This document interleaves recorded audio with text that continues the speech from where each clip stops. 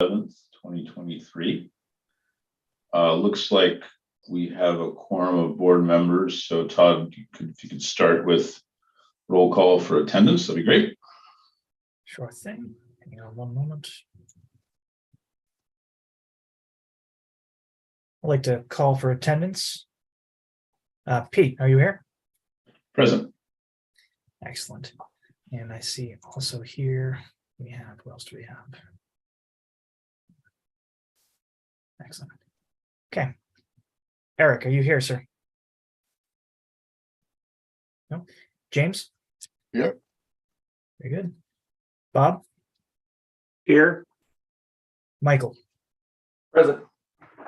Very good. All but Eric attending. Quorum is present.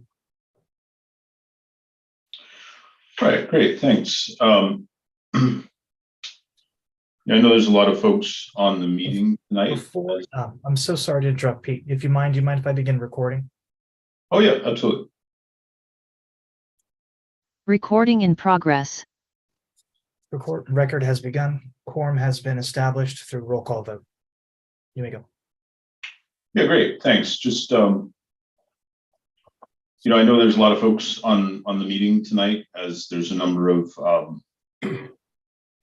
important issues to discuss, and I appreciate everyone joining. I would just ask that folks please keep themselves muted if possible to avoid unnecessary background noise. We will certainly allow folks to ask questions or speak at for issues that they're interested in. I would, given that we have a lot of folks on the meeting and a lot of items to get through, I'd ask folks to please, keep their comments brief. Please address them to the chair, identify yourself with your name and address. But before we do that, I just want to make sure, I always like to make sure that members of the board can discuss an issue, ask any questions, get on the same page. So just ask for your patience as we might have some discussions prior to getting into any comments. So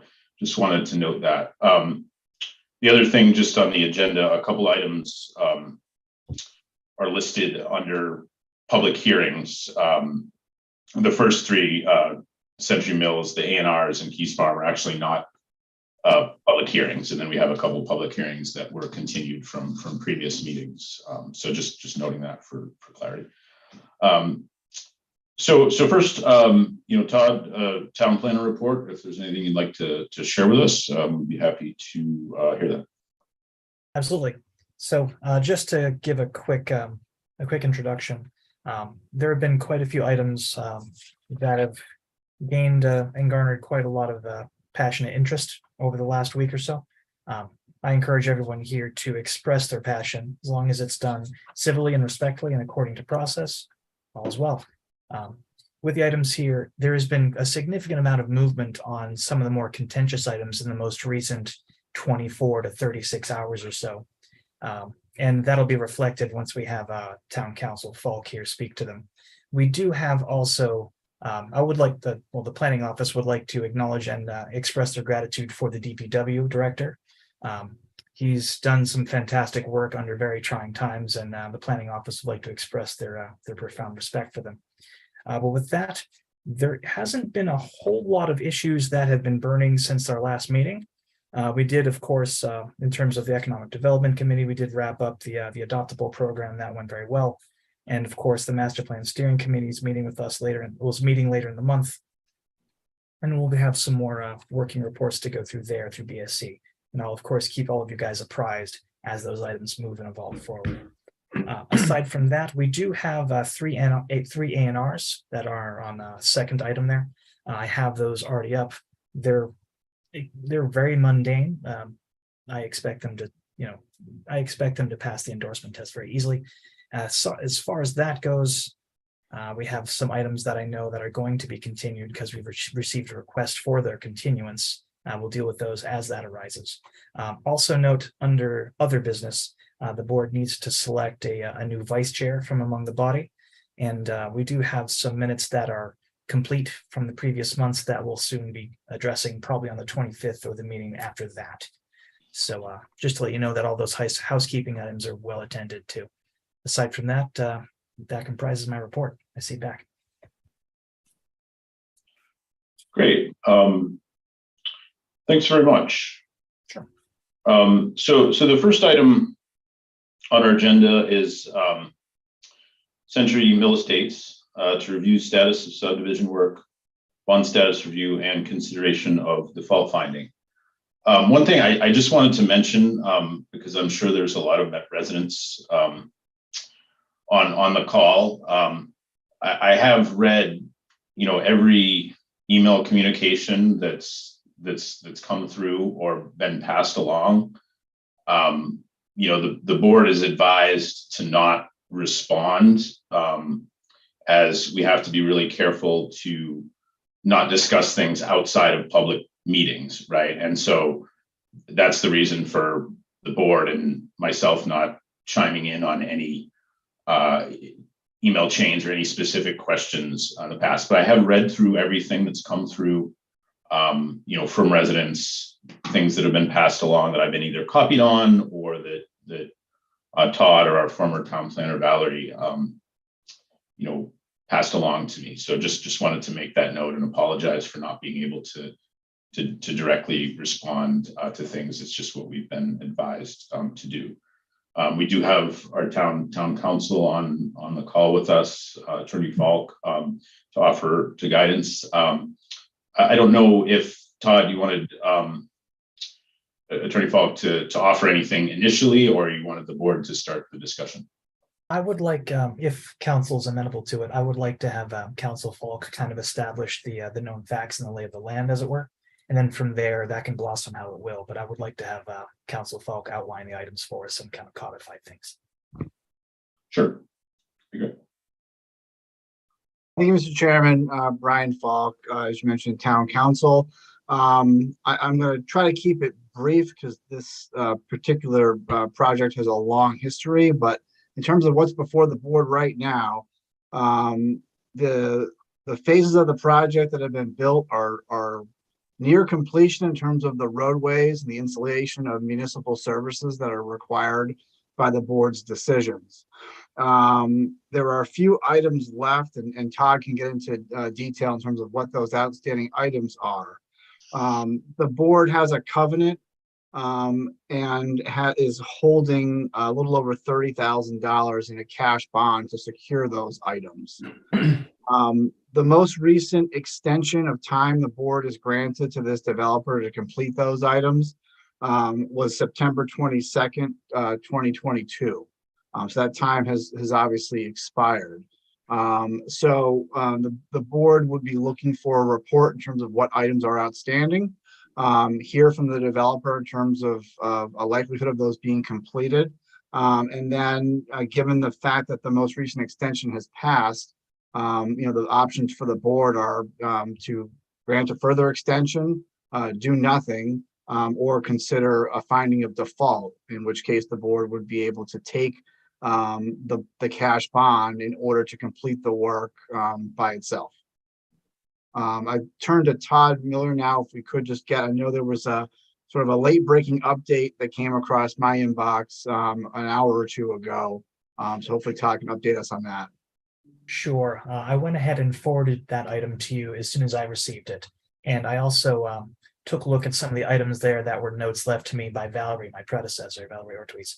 And she mentioned there, actually, I can pull it up right there. So the item that's here is it's a draft of the non-executed joint check agreement. Non-executed means that it hasn't been fully signed, but it's just a simple draft of what would have been signed had the applicant here committed to items on a timely manner. The major operative points there is that the actual entities that were there, the Stone Associates, were involuntarily dissolved by the Commonwealth of Massachusetts. Given that the Old Stone Estates, one of the parties in this joint check agreement, was involuntarily dissolved by the Commonwealth of Massachusetts, it brings into question whether or not this is really an actionable joint check agreement. And at that point, it goes beyond my expertise to ascertain. That would be much more of ironically, a council question more so than something for a silly land use planner like me. However, it does call into question the validity of that joint check agreement and whether or not that's an entity that would be able and have standing to enter into such an agreement. As for anything beyond that, I can't speak much to that because I haven't had any time to really dig into legalities and the finer points on it. But what's been submitted to you, it's the same as been submitted to me. I just don't have the expertise nor the training to ascertain the legalities of that particular problem. Nope. So we have you, good sir. Mr. Chair, may I comment on the dissolution issue? Sure. That I think every year a company has to just file and pay a fee to the state. And last year, when it was brought to my attention that Old Stone Estates had not paid the fee, we paid it. So my understanding is that Old Stone Estates is not a dissolved entity. I think it's $500 a year. Mr. Falk probably knows about what I'm talking about. You just go online, you pay the fee, and that's what it is. That was corrected when it was brought to my attention last year by the planning director. And we let her know that, and I responded, and I sent in a copy of the paid $500 or whatever the amount was. Okay, yeah, I guess we just have to, I think that was noted probably about a year ago when town council reviewed that draft agreement for us. So we would probably need to, if we wanted to move forward with that, we'd probably need town council to re-review that agreement and confirm that, Old Stone Estates is back president. Yep. So I think that was really one of the main things that we had asked for, plus a signed agreement, which to my knowledge, we never actually received. The town didn't receive a signed from I can Ross Engineering. I can report that Ross Engineering Associates is ready to sign the agreement. I'm ready, as Old Stone Estates is ready to sign the agreement. Old Stone Estates has already paid it's all the amounts it needs to pay to Ross Engineering under the terms of the joint check agreement. And an email was sent, I think, to Todd stating that from Brandon Duchamp. If not, I can forward it because I have a copy of it.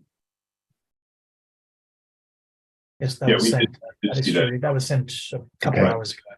Yep. So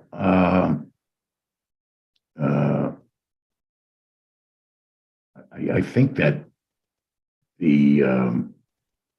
with the joint check agreement signed, according to the email from Ross Associates, the engineering firm, once the joint check agreement is signed so that they know that their check is sort of in the works with the town, they've already received my money, they're willing to submit the as-built plans, which are done. We're done last year, as a matter of fact.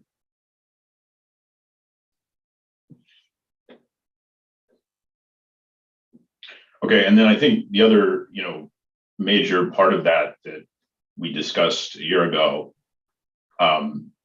was, our peer review account for this project is considerably in the negative, and really without the as-built plans are no good to us if we don't have a peer reviewer to review. So I don't believe that was necessarily part of the agreement, but I believe prior to executing the agreement, the town would have wanted, at least, once again, I'm going back a year, would have wanted that situation remedied, obviously brought up to date, and then whatever additional money needed to be put in that account to cover the work to review and take the as-built plans further, which we never really got clarity on what was going to To happen. the chair, if I may.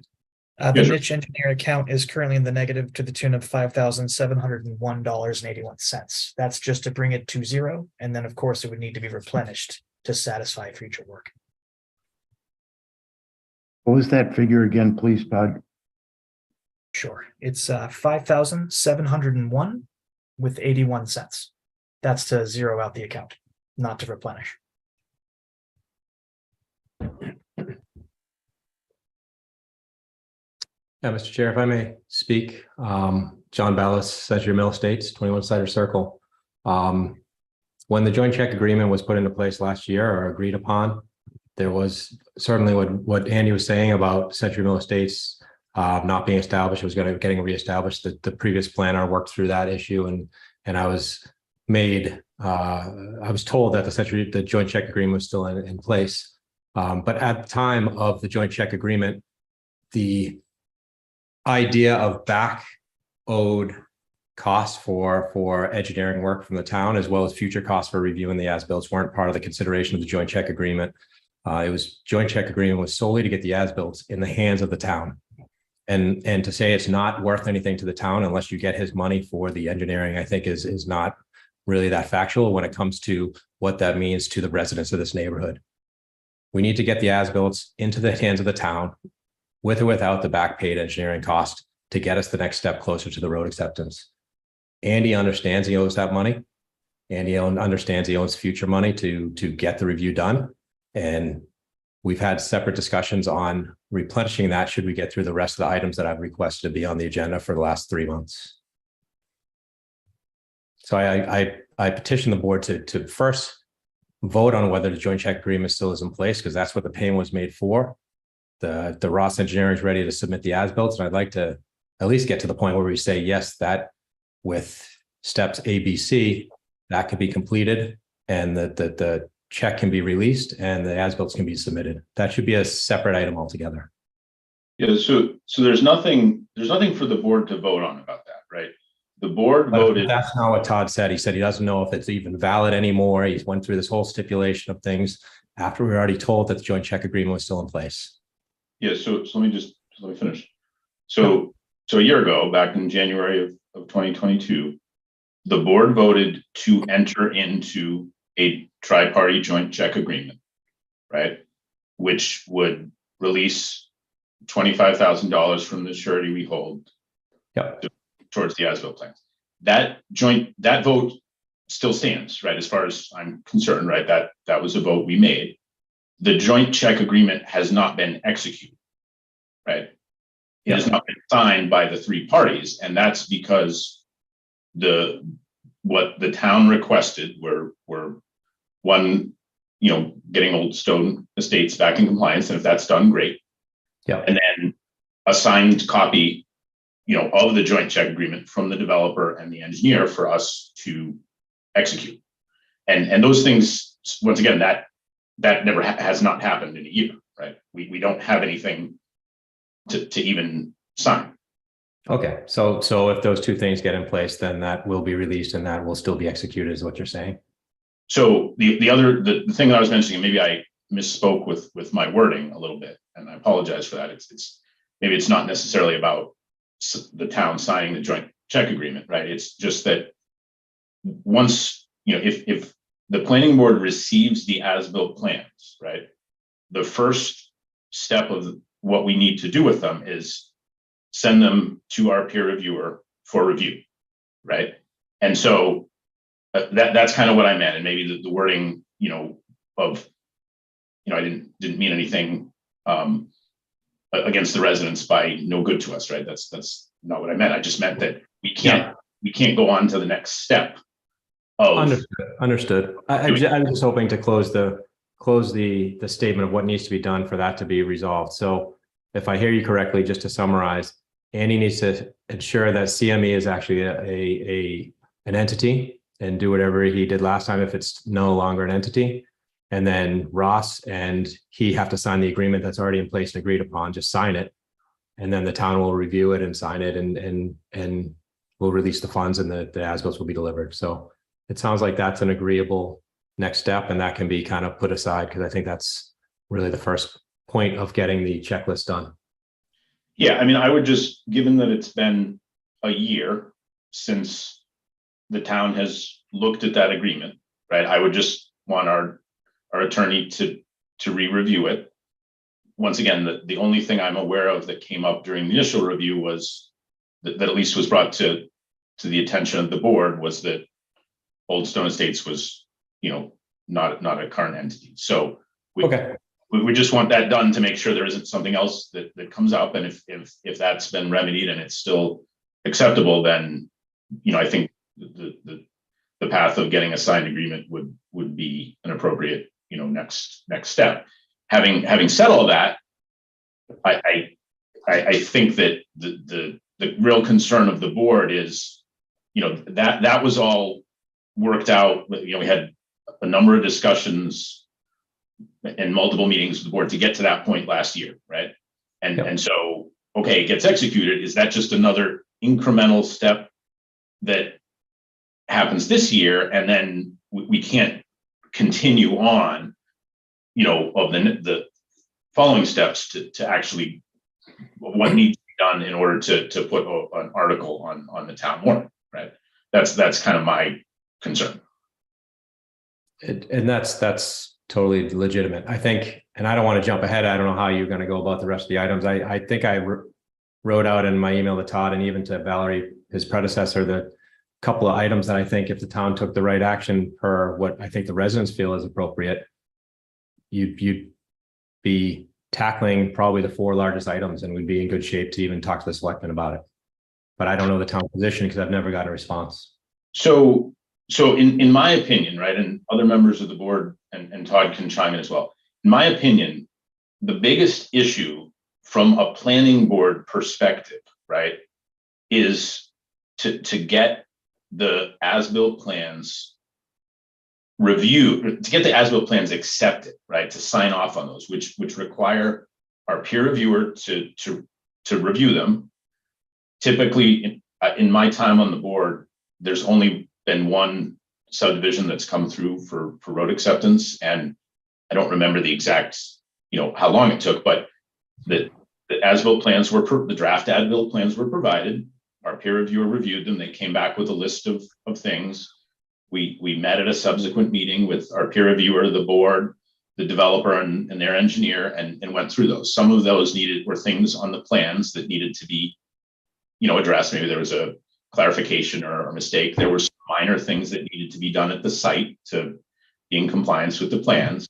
And that was sort of an iterative back and forth process that, that the engineer did some things, the developer did some things at the site, the peer reviewer reviewed, we went through and eventually crossed off that entire punch list and got to the point where the peer reviewer said, okay, I recommend that the town sign off and, accept these final plans. And so in my opinion, right, from a planning board perspective, I'm not, questioning, whether I don't think things are going to come up like, oh, the whole road needs to be ripped up and rebuilt, right? Not those kind of things, but I would assume it's likely that during that review process, a number of things, will come up that need to be addressed by, the engineer on the plans, potentially the developer to the site. Potentially there's some things that come to the planning board that we have to decide on what to do. And so, and that process is likely to take, a little bit of time, and, the town meeting, the cadence of what we need to do to get something on the town meeting, that there's kind of things that have to happen at a certain time, right? So some of the other items that are on the list, I believe some of them actually, it's the select board that, can vote to basically accept the road without some of those things in place. I think it's a little outside of the planning board's perspective, but the as-built plans, in my opinion, just sorry for dragging on, that is really the biggest thing. And so just getting them, okay, great, that's a step in the right direction, as you indicated, but the following steps and the time that's going to take to do that, and we kind of, the progress on this project has really moved at a very slow pace, right? When we come back and ask for things. So that's kind of what, from a planning perspective, what we're, what we're thinking about in terms of getting to where we need to be. Agreed. So And, Pete, this is, sorry. This is yeah, Vince LaRosa. Go ahead, Todd, I'm sorry.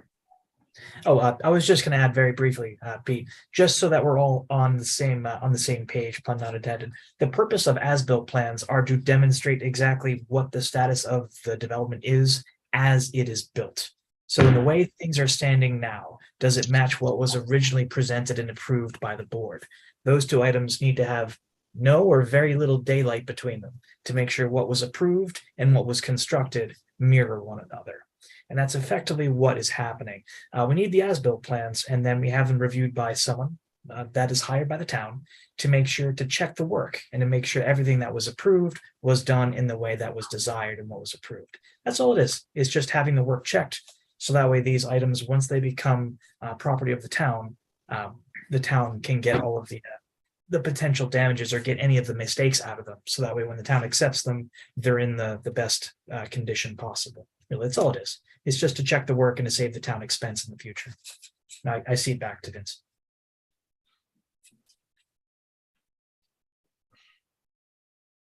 Yep. No, thank you, Todd. I don't want to take us off track here, but you said there was three things that the board needed to decide on because of the September 22nd, 2022 date. It was, a further extension, do nothing at all, or default. And, Pete, to your point, I appreciate it. I said the same thing last year that I'll say right now. It is at a snail's pace, right? I mean, so we get excited and nothing happens and another year goes by. So at this point, does it make sense? Like with the fastest, we all want the same thing, right? Is the fastest process to consider default? And is there enough money there to make this happen without having to continue this process that really has been in the snail's pace? We're not that much further along now than we really were last year. Pete, may I reply to that? Yeah, sure. So Vince, that's absolutely a question for Council Falk to kind of guide us in terms of timeline, in terms of which option that we have available to us, which one would be the most expeditious in getting us closer to the end goal. So Brian, could you please answer that? Sure, happy to through the chair. So, the end goal, unless someone corrects me, the end goal here is to wrap this up and have a public way that is accepted by the town.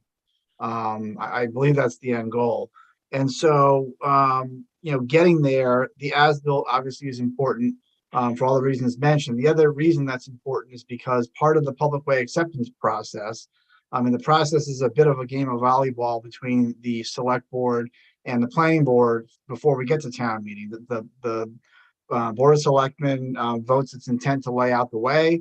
It refers it to the planning board, and the planning board reports to the select board as to whether the public way is eligible for acceptance, meaning that it was built in accordance, in compliance with the town's rules and regulations and the planning board's decision. So that's why that as-built is so important to this process and why it needs to be reviewed by our engineer to make sure that that's correct.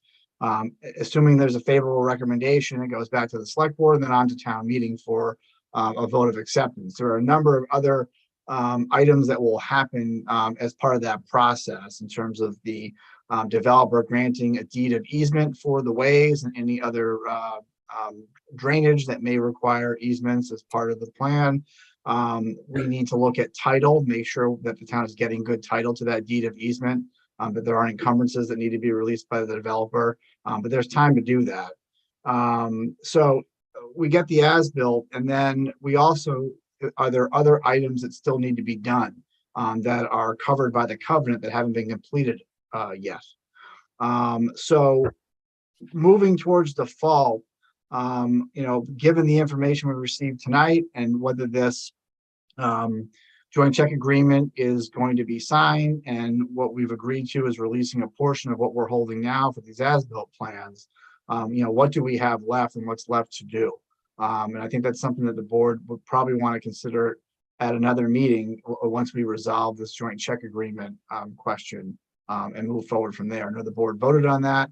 that vote's good. I need to take a look just to make sure the items that the chair and Todd mentioned are in place. And then I think we'll be in a position to look and see what's left to be done and what is the town holding.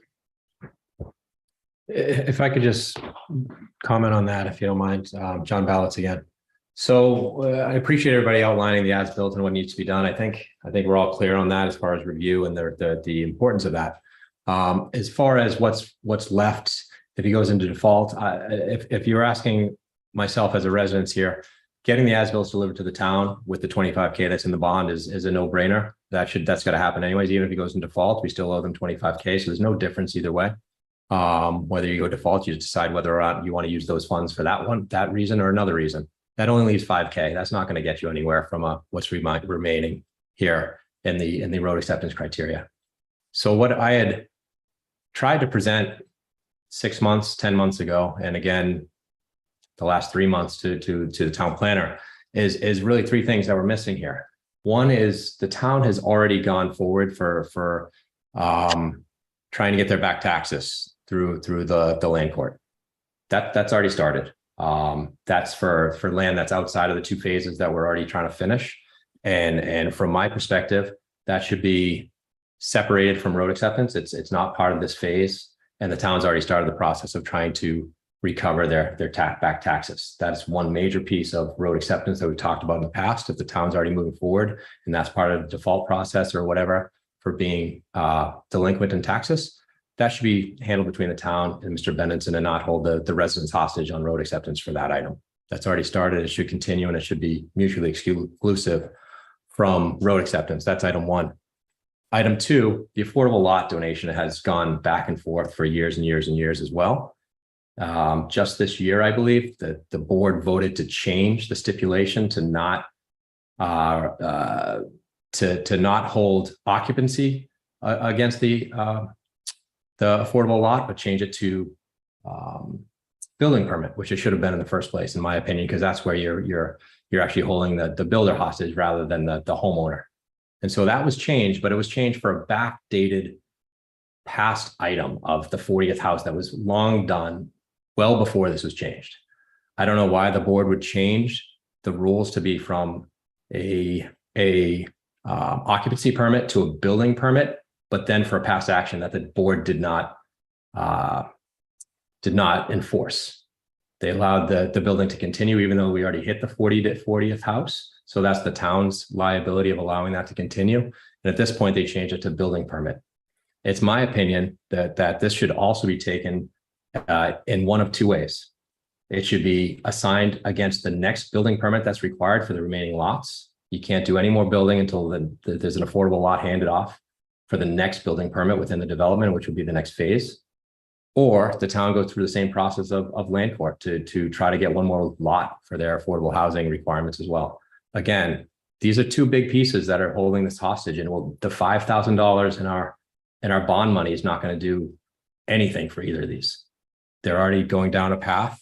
I think either of those options are very palatable and make the most sense for both the town and the residents to get past these major items. Yeah, so on both of those items, my understanding from the info that our former town planner Valerie provided is that the select board, those decisions would fall on the select board.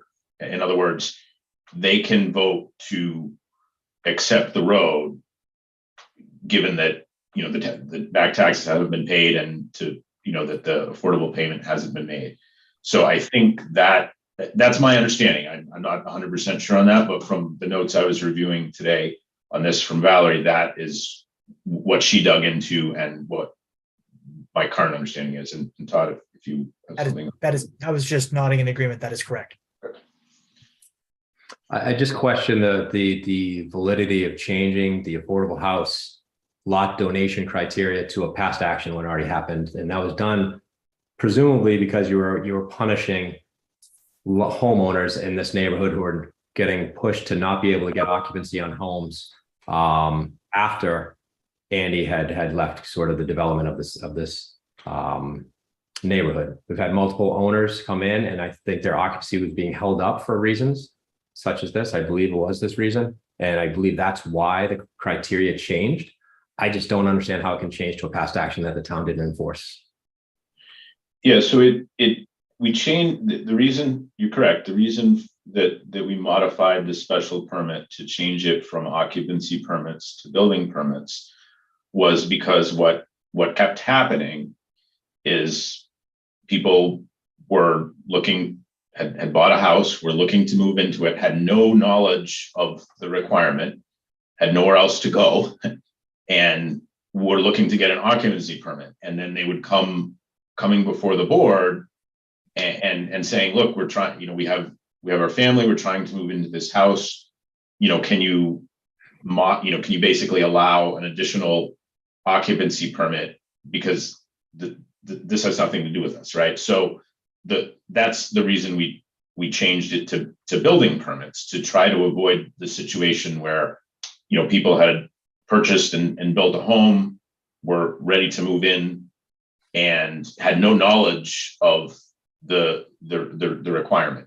I don't know why building permits continued to be issued after that. I don't have any knowledge of why that that would have happened, but the way that the original language in the special permit was that after every 20 houses were built or occupied and then changed to build, we were looking for an affordable housing payment. And so that payment is really owed by the developer.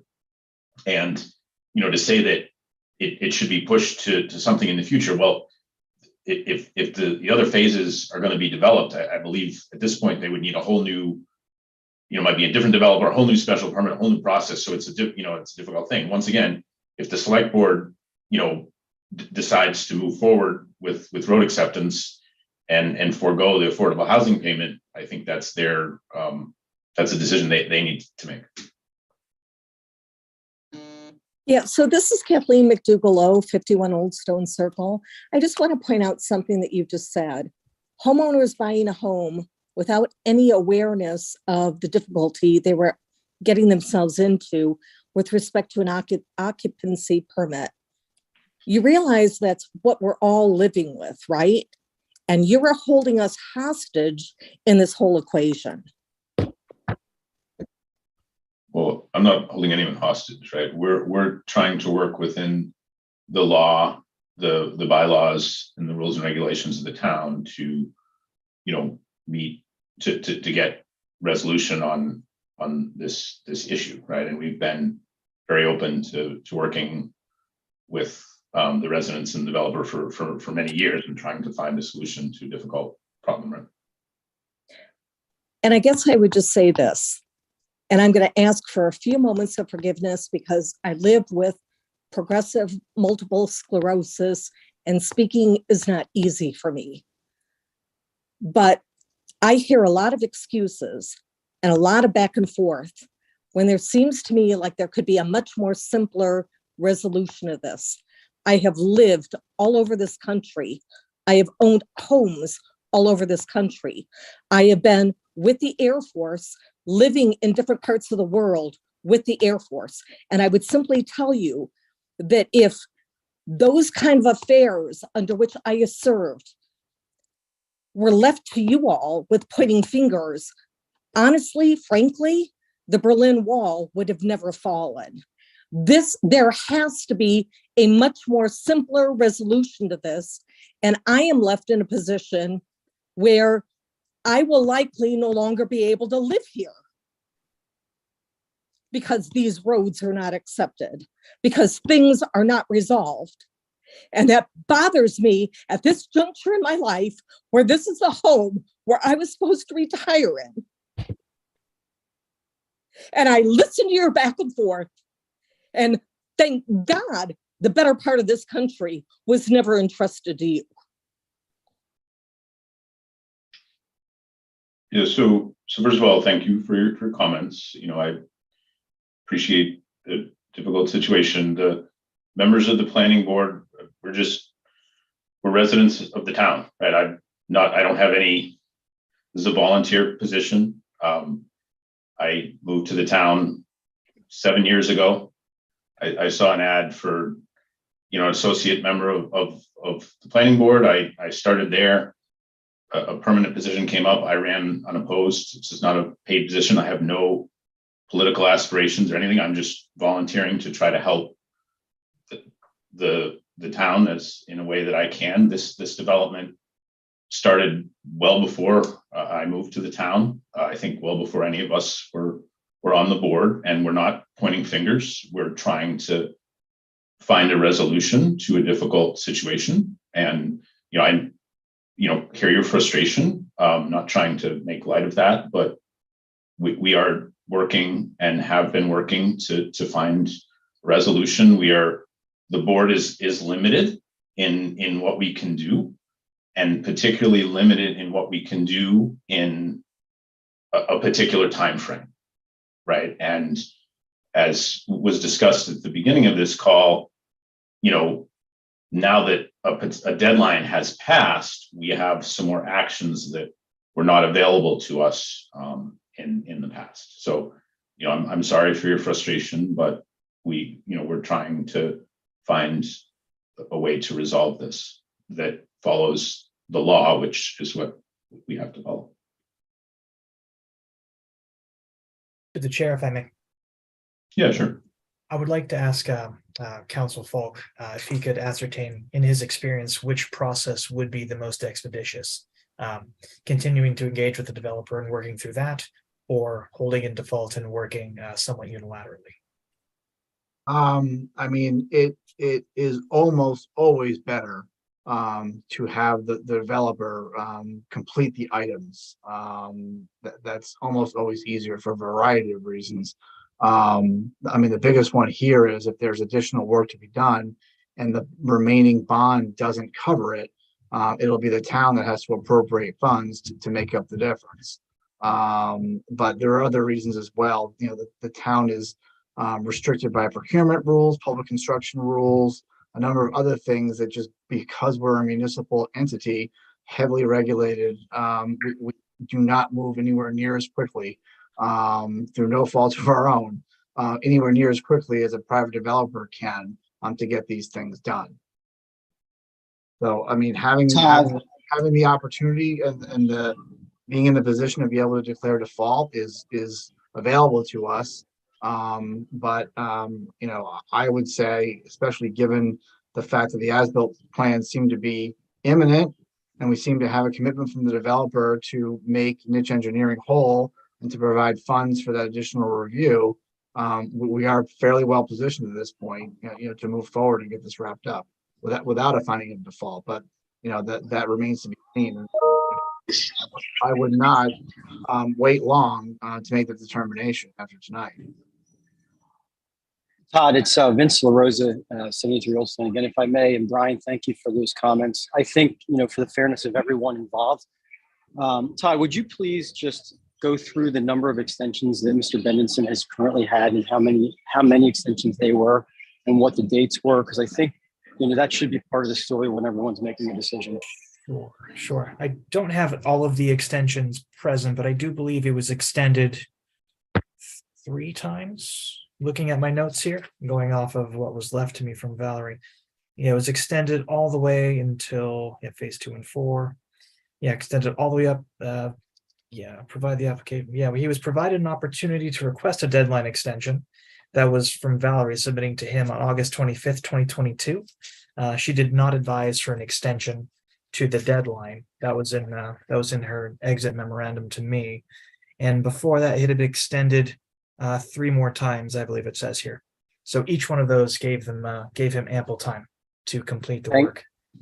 Thank you, Todd. And I'm sure each time there was an extension, something similar to Todd's point about it seems like things are moving well. I don't want to put words in your mouth, Brian, but something similar to this looks good, and it looks good. And here we are, another year with the holding the bag, paying taxes, and haven't gotten any further.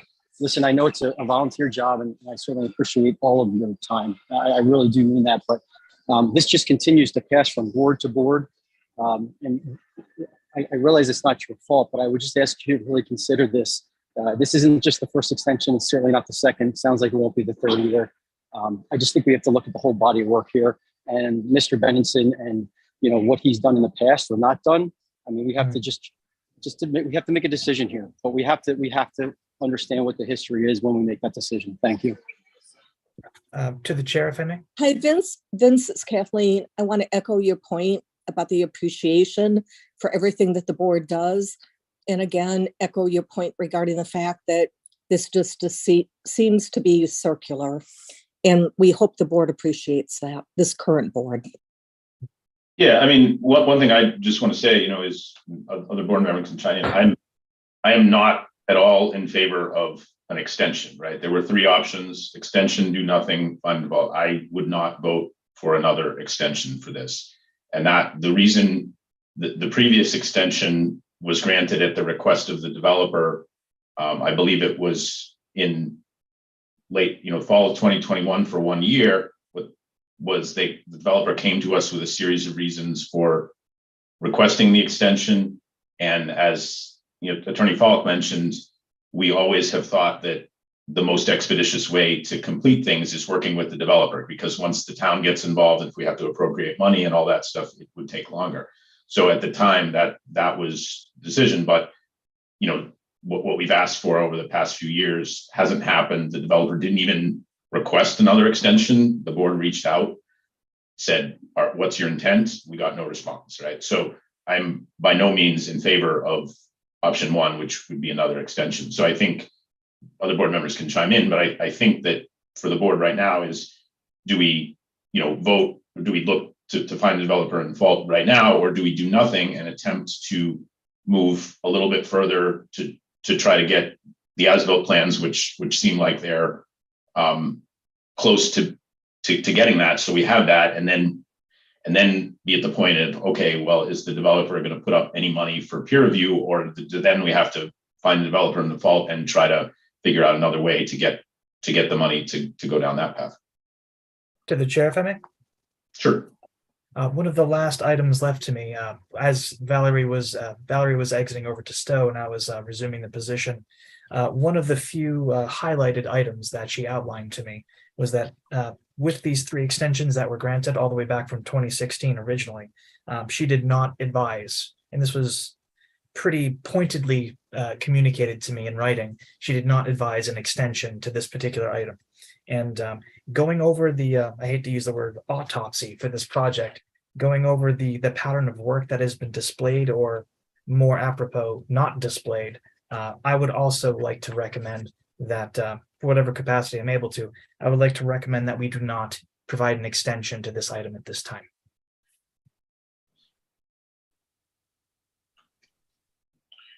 Yeah, thanks very much, Todd. I guess, unless, I just like to give we've been a lot of folks discussing, I just like to give other members of the board the opportunity to either ask any, state their opinions or ask any questions to Todd or myself or Attorney Fogg. I have a little bit of an advantage because I've been able to have some one-on-one conversations with Todd and some others over the past number of weeks and months. So I came into this with kind of as much knowledge as possible, but some other board members might not have had that. So just want to open it up to other members of the board for any comments or questions before we move on to the next step. Pete, I'm the newest member of the board. I have very little experience with this particular issue, although I have 40 years as a project manager. And I'm concerned that we continue to, and have in the past continued to, entertain extensions. And what strikes me is we haven't gotten a very definitive schedule with teeth in it from the developer, so that we can determine when and if we get the as-built, when the peer review occurs, what our risk is, what the risk of the owners of property in the development are, and move from there. But we need a better understanding of what there is left, what it's going to take to do that, and what the town is willing to do to expedite and provide resolution to the process. So I hear that things are imminent. The as-bills are going to be, well, the engineer is going to be paid or has been paid. The as-bills will be provided. The peer reviewer will be put in place. And my question would be, can we put together some sort of memorandum of understanding among those three parties and get very specific deadlines in place without an extension to understand where we all stand with respect to the risk of this particular project?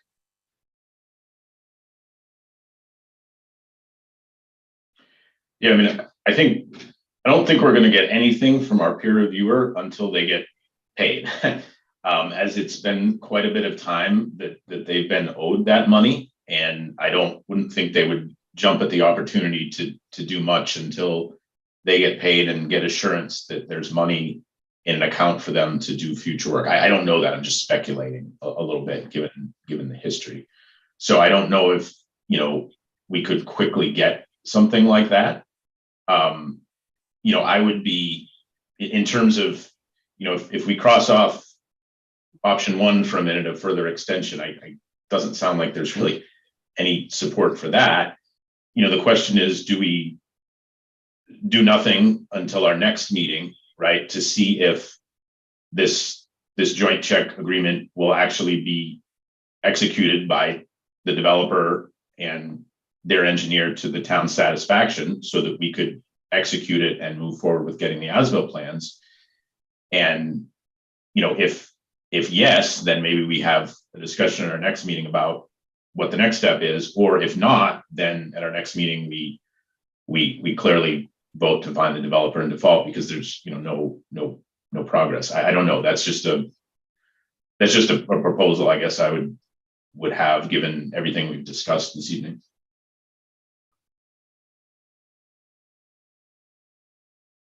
Yeah, may I make a couple comments?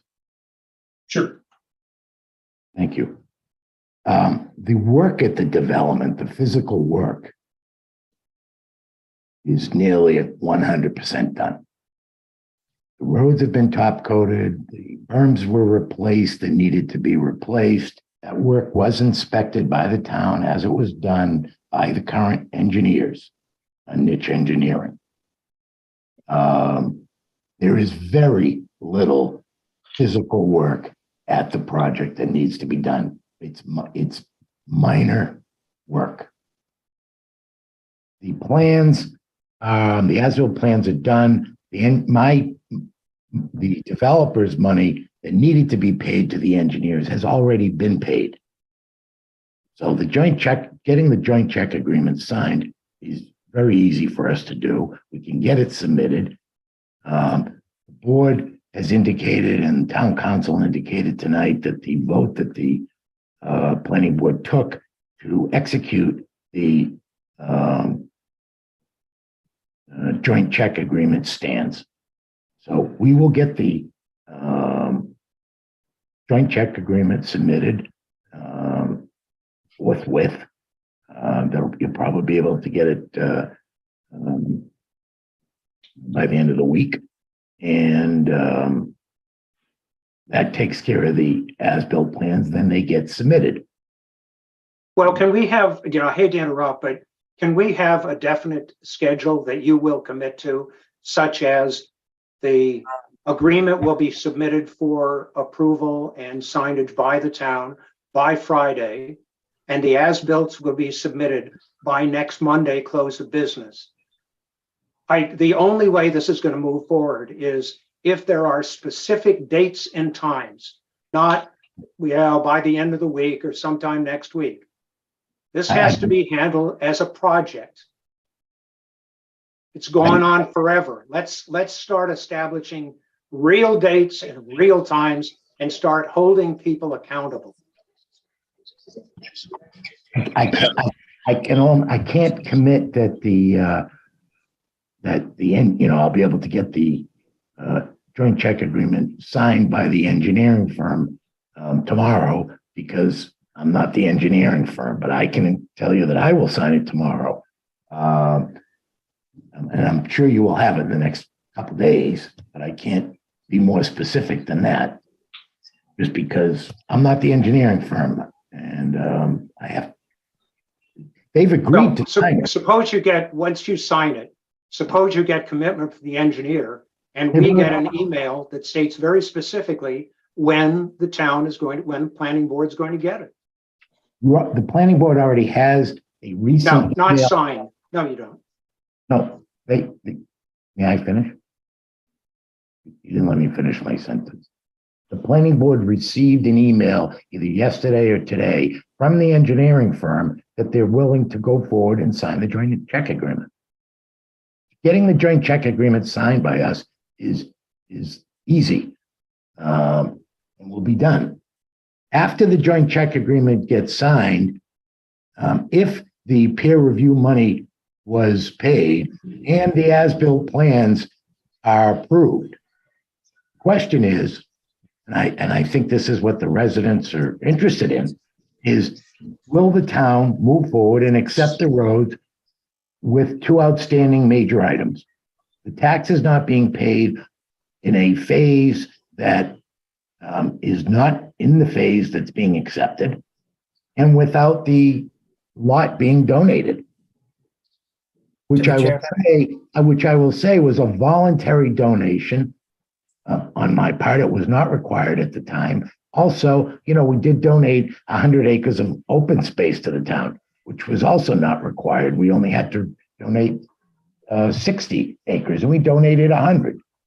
So the work in the town, the work on the project, there's very little physical work left to do. There's a street light that has to go in. That's one of the major items. The street light is in the possession of the electric company. It would have been installed already, except and it's the street light that former planning board wrote to me and said, this is the one we want. Went out and bought it, but the current DPW director had some questions about it, which, I don't quite understand. Maybe Mr. Balowitz can comment on that further. But the real question here is, will the town be able to work around the taxes being owed in another phase, not this phase, not the phase you're accepting? And can you work around, what can we do to find a solution to the affordable housing lot being donated in the future? Not right now. It was supposed to have been donated on the 40th occupancy permit. We're at 47 or 46 occupancy permits. Yes, it hasn't been donated. It's late, but that doesn't mean you can't get it in the future. All you have to do is say, we're not going to issue another building permit until we get it. Now, if I may. yeah, and maybe those are acceptable things that we can get done so that these roads can be accepted. A lot of work was done. The development is in excellent physical condition to be accepted. Anyway, that's my comments. Yeah, go ahead, Todd.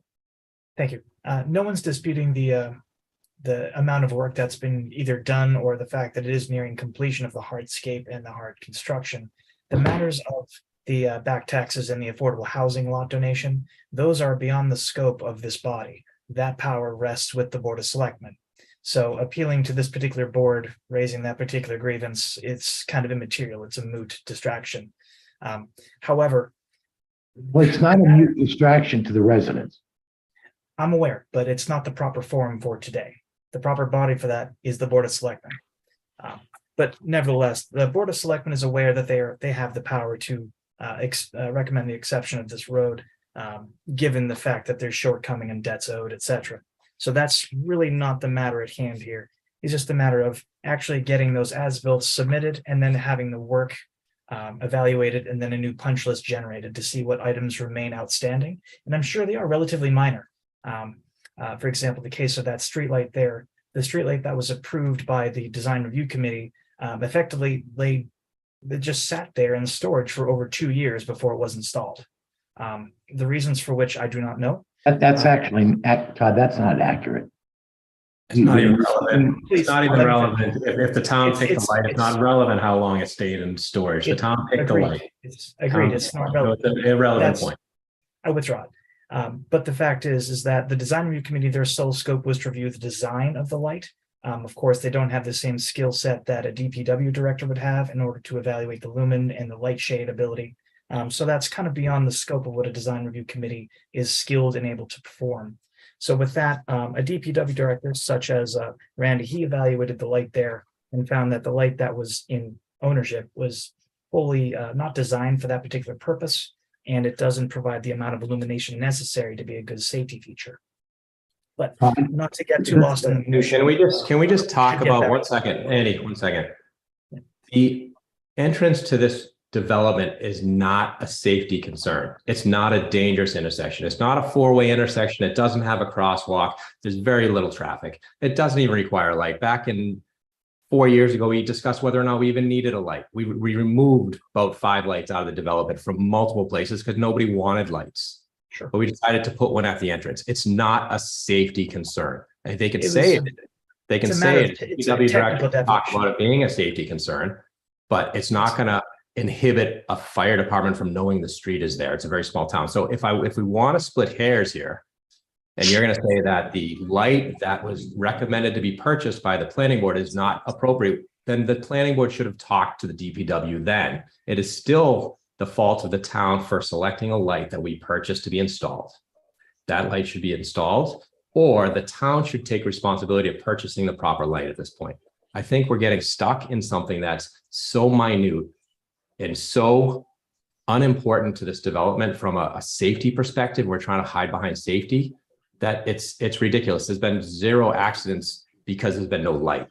Well, so let's not talk about safety concerns here. Let's just get past this. The photometrics of the light change from when it was selected to the time now because the little picture of circles looks different. That's really ridiculous, especially when it has no detail and he's highlighting a circle.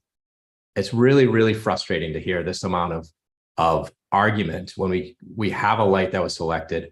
We argued for about 6 months in 2019 about a light having, dark night sky regulated so it doesn't shine light on other houses. It's really, really such a small point of argument that it's beyond frustrating for the residents to be stuck in this discussion for a second time around. I've been in it for the last month with the electrician calling about how ridiculous the DPW has been. They wouldn't return his calls. They come back and send little emails, and then he calls him, he doesn't return his calls. And now we're still going back and forth about a light that was discussed and already picked, and location was already decided, location was already agreed upon. This is an absolutely abomination of our time. Yeah. And John, in a town where there are fundamentally no streetlights. Yes. Yeah, so Can we just, get back to, Todd, can we just get Todd, back to one a higher final- level here? Yeah, I mean, this is the first Todd. time that I've even heard about the light in years. I mean, like, I don't even care about it. Like, let's just get the as-built, get it peer reviewed, and and then I think Todd's bigger point was just we don't know if there's any other issues, so I don't think we wanted to talk about the light. That's exactly Yeah, right. so- Eric. Thank you.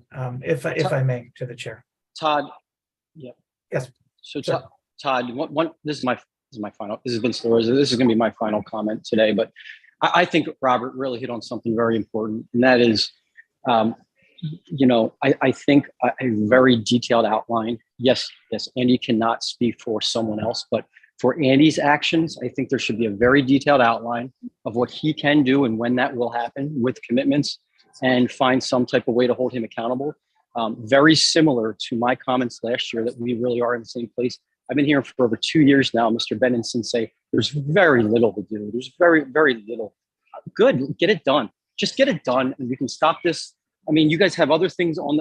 Think about how much time we've spent talking about this. It's been over an hour just tonight.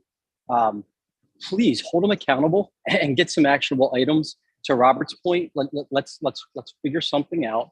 I apologize, I'm getting a little upset. Let's figure something out that we can really hold them accountable to, because this is ridiculous that we're still having this conversation. I never thought I'd spend this many hours on a planning board if I wasn't actually working on a planning board. So I thank you, but we got to get this going. We've got to do something here. Yeah. This is crazy. So, And Vince, I guess before we move off of that point, the one thing I would offer up to the planning board is simply this. It's easy for Andy to say what he can control and how these other vendors and other third parties he can't control. However, anybody in business knows that if you can't move forward a third party, it creates significant inertia. Nothing will happen if Andy or others can simply point to a third party and say it isn't happening because of that third party. There have to be timelines that say this happens by here or this, period, regardless of third party. Spent way too many years in business myself for that. yeah, so thank you, everyone, for your comments. I understand the passion and frustration. And I think, you know, what the crux of our decision is, the only thing that we can do the only thing we can do to hold the developer accountable, right? And that's kind of why we haven't been able to do it in the past, is to start the process to basically finish the development without the developer, right? To hold them in default, to move forward, to, you know, take control of the bond money and do it as the town, right? And I think that's what we're trying to decide, if now that the time, the extension, the deadline has passed, we have that, you know, legal path forward, which we didn't have in the past. And if we had, we would have done it, right? And so I think the decision that the board has to make tonight is now the time to pull the trigger on that and start down the path, or do we want to do nothing until our next meeting because once we do that, then no agreements are going to be signed or any money is going to come, right? Or anything's going to be done. And then it's going to be up to the process that has to happen through the town. And so, you know, our attorney, kind of what I heard as a recommendation was, given the discussion, given how close we are with the next step, which is the as-built plans, you know, perhaps it would be best to try to get that agreement signed and get hold of the as-built plans prior to making that determination. Beyond that, you know, I'm not sure what's going to happen, right? Because if the developer is unwilling to fund the peer review account because he doesn't think the town is going to accept the road, given the other big issues, we kind of get back to the same point that we kind of get back to that point that we're stuck. So, you know, I've kind of been going back and forth on whether we should pull the trigger on that right now or not. I have, you know, my opinion is I don't see this, you know, coming to fruition, that we're going to get what we asked for from the developer, just given the past history. So I think we are going to get to that point. I just, you know, it's a question of, do we want to do it now? But, you know, start the process now, because it's just the start of the process, right? It doesn't mean we take control of the money tomorrow and can go, right? There's a whole series of steps after that. Pete, if I can, I like to go into a situation like this being able to quantify the risk of the decision.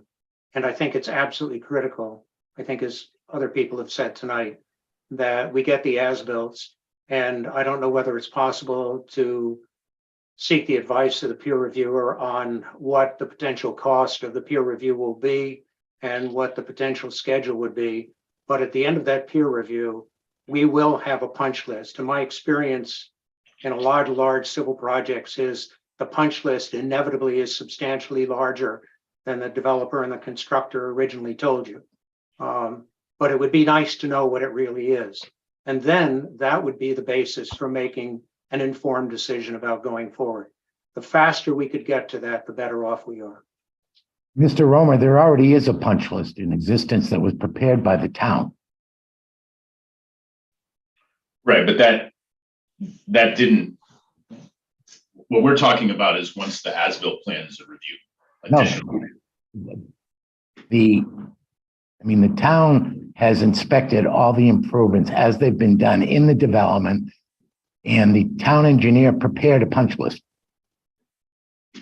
And and I'm referring to the punch list. I'm referring to the punch list when I tell you that the work is very minor that needs to be done. The issues that the town needs to address, right, are will the town accept the roads? With the two outstanding major items, which is the lot donation and the taxes. Yeah, as we've indicated, that is at the discretion of the select board. The planning board needs to get to the point where the as-built plans are approved.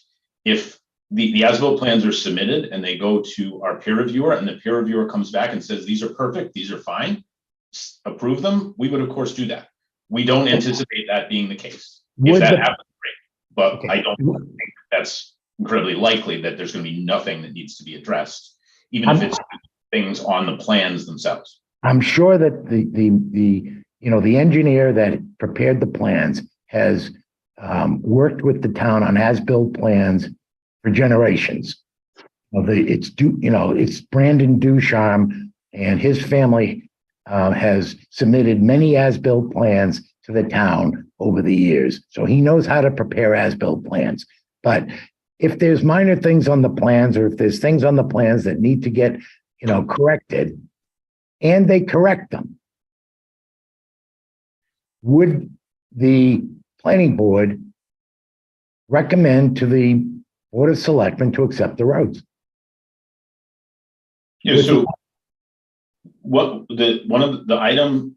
biggest item the planning board needs to do is approve the as-built plans, right? And so that is what the select board is going to look to the planning board for in that back and forth process that Attorney Falk mentioned. So that approval of the as-built plans by the planning board comes from the recommendation from our peer reviewer. Once any issues are resolved, whether they're issues we already know about or issues that come up during that review, we work through those with our peer reviewer, the engineer who put together the plans, and when we get to the point where everything's resolved, the peer reviewer will recommend that the planning board accept the plans, and that's what we would do once we get that recommendation. We're not going to do it without the recommendation from our peer reviewer. Right? I understand that. I'm saying my question was, if we get past that and the plans, the engineering, the peer review engineers say the plans are fine, will the planning board recommend acceptance of the roads to the Board of Selectmen with the two outstanding items that there are taxes owed in another phase and that you haven't received yet a lot donation? Doesn't mean we won't get it in the future, because you certainly can address that by saying there won't be any more building permits until that's done. But the residents want to get the roads accepted. We all want to get the roads accepted. We understand that.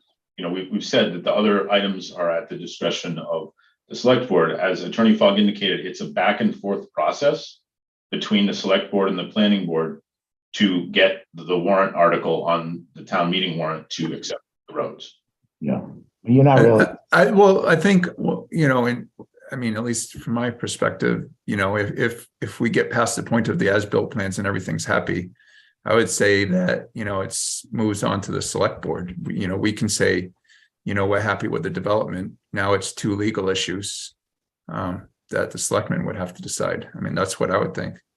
Well, and the other thing I just want to mention is the as-built plan review process includes input from other departments as well, right? So this is not just the planning board only, doing things, right? There are other things, I just want to make sure that during the process, there's a process for going through that and following that. We have no, if the as-built plans are acceptable to our peer reviewer, we have no issue with that, right? We're not going to hold it up for some reason that, we come up with ourselves. We're not engineers, right? We defer to their opinions, but other departments do always weigh in on if there's any other outstanding items. That all goes to the select board, right? For them to make their decision. One quick point of clarification. This is Craig Herrick. I live in the neighborhood.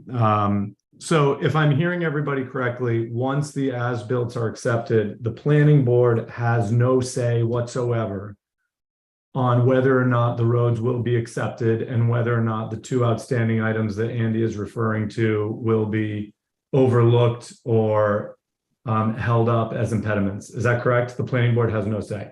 I think we recommend to the Board of Selectmen that we're good. And then they have to decide whether to put it on the warrant. Okay, if that's the case, then obviously the question that Andy's currently asking is, moot. But if the planning board does have a say, then I think it would be helpful for everybody to hear that, oh yeah, our opinion really matters and this is what we would think. But if it doesn't matter, then fair enough. Let's just get phase one done with, and then let's deal with phase two when it happens. Mr. Chair, if I may, just to clarify, the planning board has no jurisdiction over the tax title process. That's a litigation matter that's in the hands of the select board and the town treasurer. And the donation of the affordable lot is a zoning enforcement matter in terms of whether building permits are going to be issued in the future based upon the failure to comply with this condition. It's a zoning enforcement matter, and under the zoning bylaw, the select board is actually the authority for zoning enforcement that it delegates to the building commissioner. So short answer, these two items that keep coming up and being put before you are not even in your jurisdiction. And you have no basis to make a recommendation on street acceptance on those points. The points the chair has been making in terms of what would be the basis for recommending street acceptance are all there. They have nothing to do with those two items. Thanks very much. Mr. Falk, you're saying that from the planning, if you don't mind clarifying for me, you're saying, I think, that the planning board can recommend, or actually almost should recommend, not to put words in your mouth, but road acceptance to the selectmen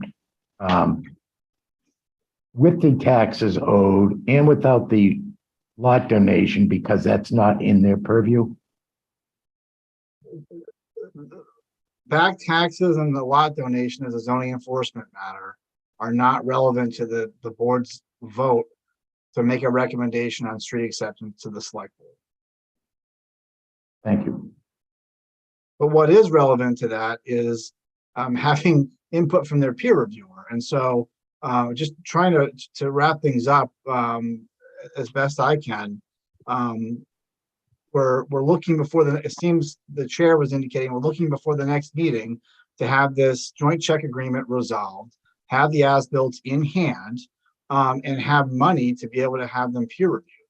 That's not done by the board's next meeting. I think the discussion is probably going to go in a different direction. Yeah, I think if that's not done, that it really leaves us with no choice at this point, because saying, that, oh, it's very easy to sign the joint check agreement. We voted on that a year ago, right? It could have been signed a year ago once the Old Stone Estates had been brought into compliance, right? If that was just done. So, once again, that is what is needed. And so, to the points of some of the residents of holding the developer accountable, I'm fine to say, look, prior to our next meeting in 2 weeks, we need to have those things, or we're going to revisit the discussion to find the developer in default. Can I actually ask a question? What kind of numbers are we talking about for the joint check agreement, where if we do next meeting, pull it, pull the bond or whatever, we don't have the as-built plan, how much would the town would be responsible, then just to get that from Ducharme, I guess? Like what's that? How does that get connected? You at, and may I don't know who you're asking, Eric. Anybody, I guess. So, the joint check agreement, you will have the joint check agreement in the next few days. In order to get the as-built plans, the planning board has to sign the joint check agreement, and then the engineers will submit the plans. So then the town has access to them. Then the question is the peer review. Then the next step was the peer review. Okay, got it. Thank you. Todd, I'm with Bob on this one with hard dates. When's the next meeting? The next meeting is on the 25th, good sir. What's that date again, please? Sorry, it's January 25th, Andrew, Okay, thank you. 2 weeks from today.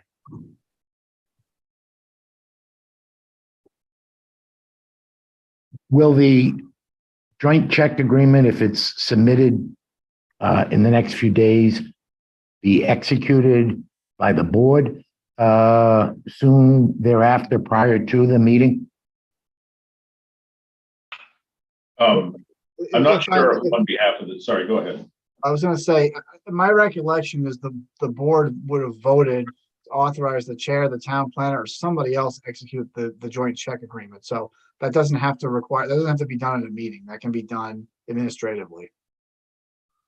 Right, yeah, I don't know who, I know we've done those in the past. I don't know who would sign, but yeah, whoever has to sign from the town's behalf, assuming, you know, our town council got back to us and said this remains satisfactory. You know, there's no objection to signing it. We already voted, right? We already voted on it. Okay. I'm looking at one of my file that we did. The last joint check agreement we did on this from 2020 was signed by Eric in his happy capacity as chair at the time. So that's how we've structured these previously. Mr. Falk, were you not the town council last year? It was. Okay, so, I mean, you prepared the joint check agreement. I reviewed it, yes. Okay. All right, Now- so who would have to sign it now to get this expedited? Well, the first step would seem to me to be for town council to say that the joint check agreement is acceptable, the one that was produced last January. Because there's no sense in us signing it, submitting it, if it's I gonna think be. the only outstanding issue was whether Old Stone Estates was in existence, and then whether the engineer had been paid. And we received an email this evening from the engineer saying that they had been paid and they're ready to sign the agreement and release the as-built plan. So that just happened today. So Attorney Falk, assuming that you review it and are happy with it, it's signed, do we need a resolution of this board in order to empower Pete or Todd to sign that agreement? No, that's already been done. Excellent. Thank you. So, That was my Mr. Falk, can someone notify me, or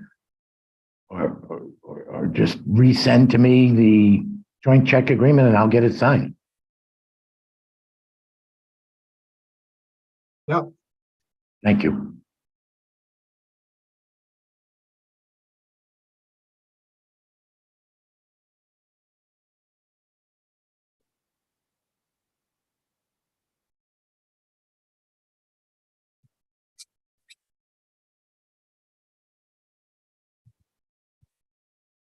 So assuming the two parties have signed it, it comes to Todd, it gets signed here, and that's the end of it. And Yes, then- and then you get. just to fill in the blanks, hopefully the as-built plans arrive in due course, which is what Mr. Ducharme has stated. And then hopefully funds arrive to replenish the 53G account, and additional funds arrive so that we can actually have the as-built plans peer reviewed.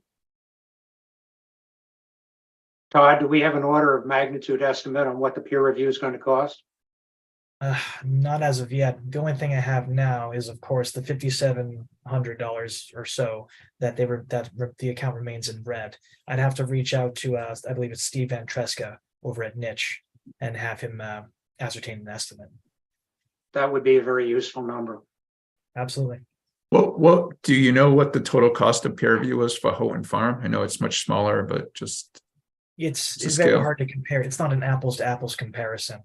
It Okay. really requires that individualistic examination. So I'm gonna have to reach out to Steve, Mr. Van Tresca over at Niche, and see if he can send me over an estimate.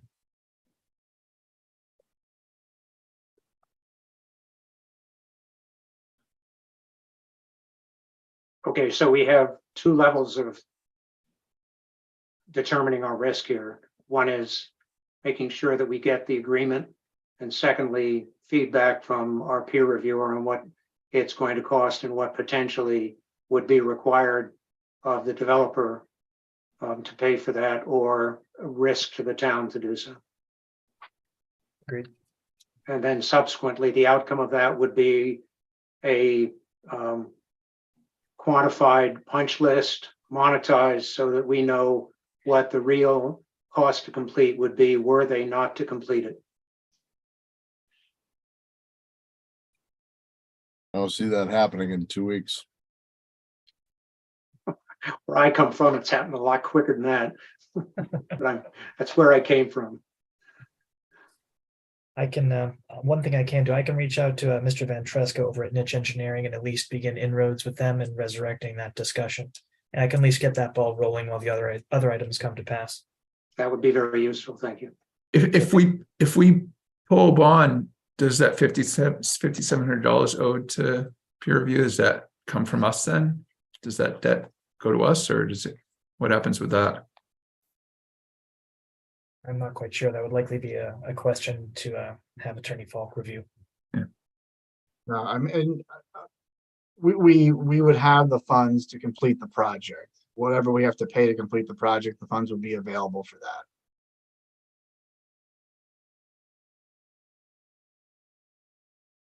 So then, well, so we would, so how does the peer review work then? Like, so if we got the as-builts and Andy couldn't pay the peer review, and at that point we decide to pull it, like what happens to the $5,700 that's owed? And do we have to, how do we get the money to review the as-builts? Like, what's that whole process?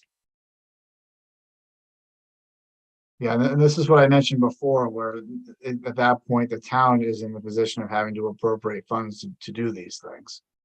So we'd have to go to town meeting to get funds for that purpose. If we don't have a current appropriation that could be used for that purpose, then yes.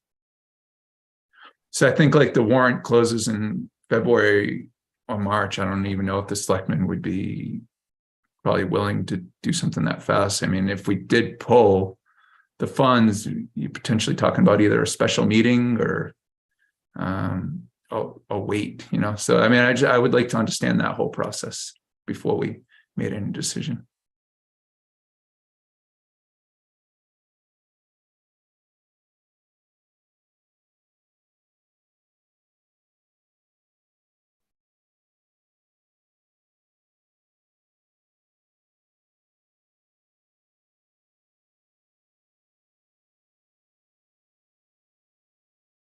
Okay, well, is there any more discussion amongst the board on this item? I think we have at least until our next meeting, a couple of things that we need to see, and then we can revisit the conversation to see if there's been substantial progress or not. Right.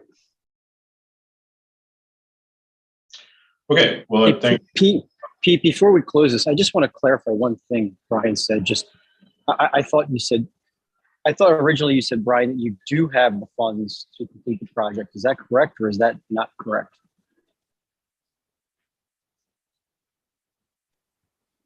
So is that directed at me? Brian, yes. I thought you just said that we did, and then you said we didn't. I want to clarify, do we have funds to complete the project? We are holding a cash bond to secure the completion of the way. So yes, that cash bond can be used to complete the project, whatever would entail completing the project. At this point, that's getting the roads in a position to be accepted by town meeting. Yes, my clarification point was, do we have the funds? I know we have funds. Do we have the right amount? Do we have enough funds to complete the project? That I can't answer because I don't know what the costs are at this point. Yes. Okay, thank you. I can step in here to the chair, if I may. Sure, yeah. I can add on to that, Vince. We don't know Thanks. exactly what the cost to complete is until we have the peer reviews, until we have the as-built peer reviewed, which will ascertain exactly what the cost to complete any outstanding items is. So I'm afraid that number doesn't quite exist to anyone on Earth yet, but we'll get it eventually. Yeah, Got and it. Thank you, Todd. You're welcome, sir. the amount that we hold in the bond is only about $30,000. And if 25 of that goes to the as-bills, there's very little, there's probably not even enough left to cover the reimbursing the peer reviewer for what they're owed, right? So I think that's kind of, that's kind of the question. We that 25 goes away. Okay, we have the as-built plans. We really don't have much else. We don't have an engineering firm to review them. Yeah. Right. That's, going back to the, my comment initially, I mean, it's one step, but it's not, a full step. So I think, let's just see where we are in 2 weeks and revisit, if there's been substantial progress or not. Can I just get a clarification from Brian while he's here? It's just, so the funds for peer review, can that come out of the bond if we pulled it, or no? That's something separate. Yes, I believe it could. Okay. Brian, I'm not disputing what you just said, but if the joint check agreement is submitted and signed by the planning board, can't then change whether you're going to give the money, pay the engineer, right? I don't understand the question. I'm sorry. I was Okay. talking about peer review, Andy. I wasn't talking about the money for the as-built plan. Right. I just want to make sure, like, in other words, if we sign the joint check agreement. I'm assuming that happens and we get the as-built. Then I'm just worried about the money that you owe for peer review and what it would cost, what you already owe, and then what it would cost moving forward to review the plan, the as-built. And so are we saying that in 2 weeks, we'll have the as-built in hand and understand those cost implications and availability of funds at the next meeting? So if the joint check agreement is executed and the engineering firm, provides the as-built plans, we'll have that. What we're not going to have in 2 weeks is a review by our peer reviewer to understand what the total cost to complete the project might be, because we don't even have the money for the peer reviewer needs to be provided, and then they need the time to review those, which is not going to happen in 2 weeks. I wouldn't expect it to, right? Yeah, I'm sorry to interrupt, Pete, if I may. Sure. As-built review for a subdivision, even a small subdivision, never mind something of this size and magnitude, it's a substantial amount of work, and it's not realistically feasible to have all those events coalesce into a 2 week time frame. It's just simply not possible, I would say. So for clarity, that really wasn't my ask or my question.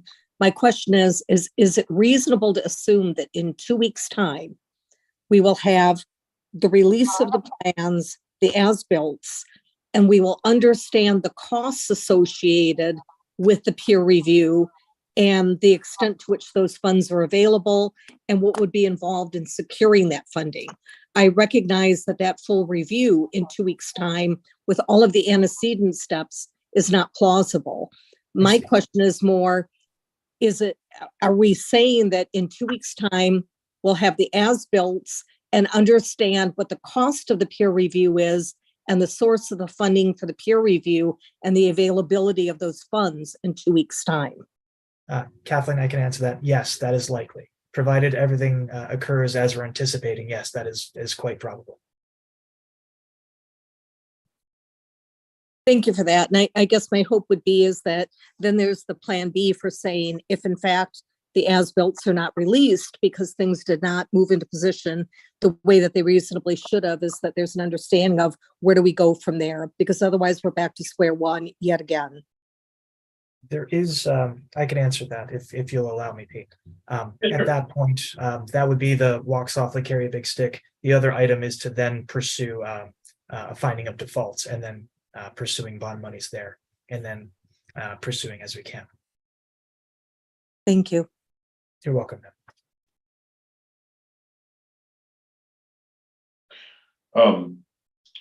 Okay, so I think I appreciate everyone on the call who has provided input and provided discussion. I appreciate your time.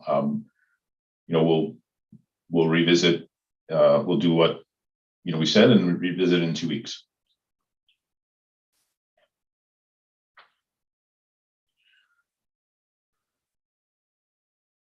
Okay, the next item on our agenda is these A&Rs. So Todd, if you wanted to pull those up for us, I don't know if we have any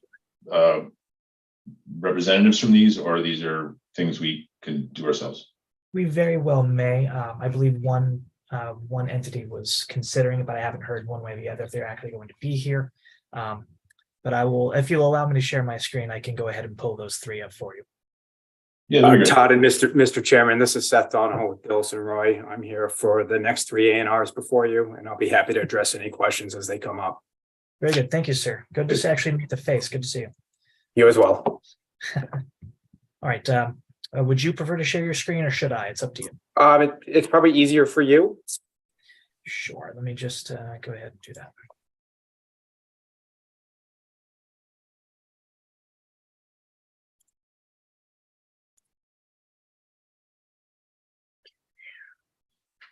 Full screen this right quick. Okay, can you all see that very well? It's just like a Windows. Just Windows, yeah. Oh, shucks. Okay, let me see. How about that? Yeah, there you go. Perfect. Okay, this one here is the first. This is the first A&R plan on the agenda list.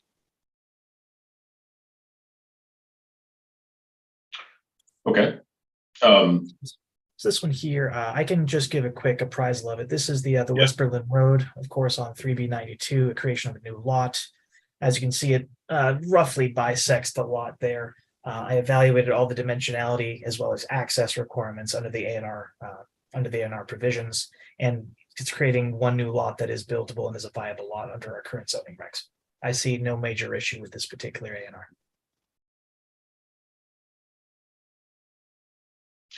Sorry, you said it's creating one new lot. It's creating two lots of one. Yeah, it's creating two lots. From one now, it's dividing in half. They're both buildable, yeah. Yeah, it's just bisecting this lot to carve out an additional buildable viable lot off of West Berlin.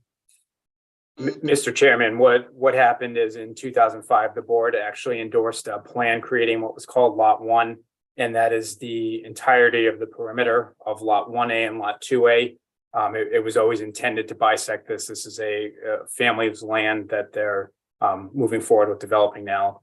So we've essentially divided that in half in rough terms. The prior Lot 1 is now Lot 1A and 2A. Okay. I don't have any questions. Anyone else? It's not 2 acres, Todd. It's not 2 acres for a minimum zoning. Is it an acre and a half? What is our current? Hang on one quick second. I'll pull that for you.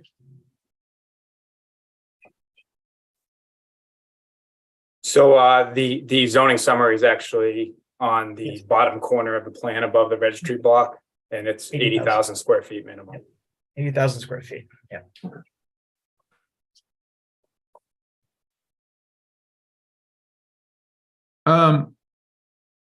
Not that, this would be for approval or disapproval, but just wondering, that lot that's surrounding 1A and 2A, is that the same owners? It is now, actually. Yeah, I mean, like, the A&R is A&R. It's just, I know, like, this is kind of more of a general statement, but just like we were dealing with on Meadow Road, like how, piece piecemeal doing A&Rs and then we run into issues. I don't know. So the surrounding land, it's the Shartner Farm land, the surrounding land is actually protected open space at this point. Oh, okay. It would not be subject to future. Oh, division. that's the Shartner farmland. Yeah, so the actual Okay. farm is across the street from it. So this is right towards Wattaquatic side of the Sawyer Road intersection. Got it. Okay.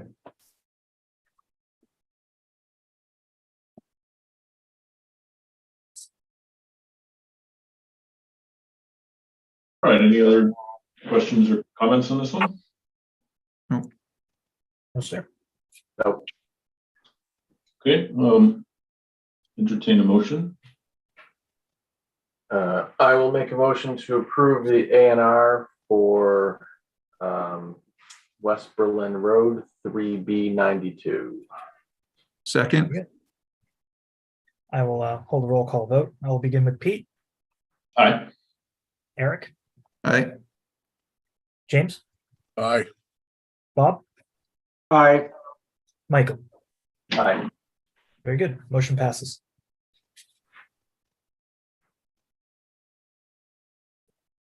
I'll bring up item 2, the second A&R on the list here.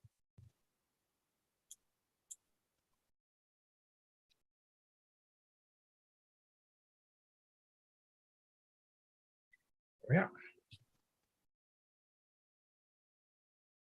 So Pete, here, this is the Ledger A&R from Norris Road there, 6C4, new law creation. Okay, Yeah, we do have a representative here. We'll have him speak, Seth. Yes, I'd be happy to. Thank you. So this is the property at 123 Norris Road. The present perimeter is the totality of lot 1 and lot 2. We've created lot 1, which exceeds the minimum standards to encompass the existing house, associated outbuildings, the septic system, and the well. The existing structures in that lot will be in compliance with the current zoning setback requirements. And the remainder of the land is to become lot 2, a future development lot. That also meets the minimum frontage area requirements, as well as the additional dimensional requirements, including the lot width at the set distance back from the street line and the shape factor. So both of the proposed lots conform to the zoning bylaw requirements, and it allows the existing house to remain while giving the owner the opportunity to develop an additional lot there. Frontage is derived off Norris Road, an existing public way in this case.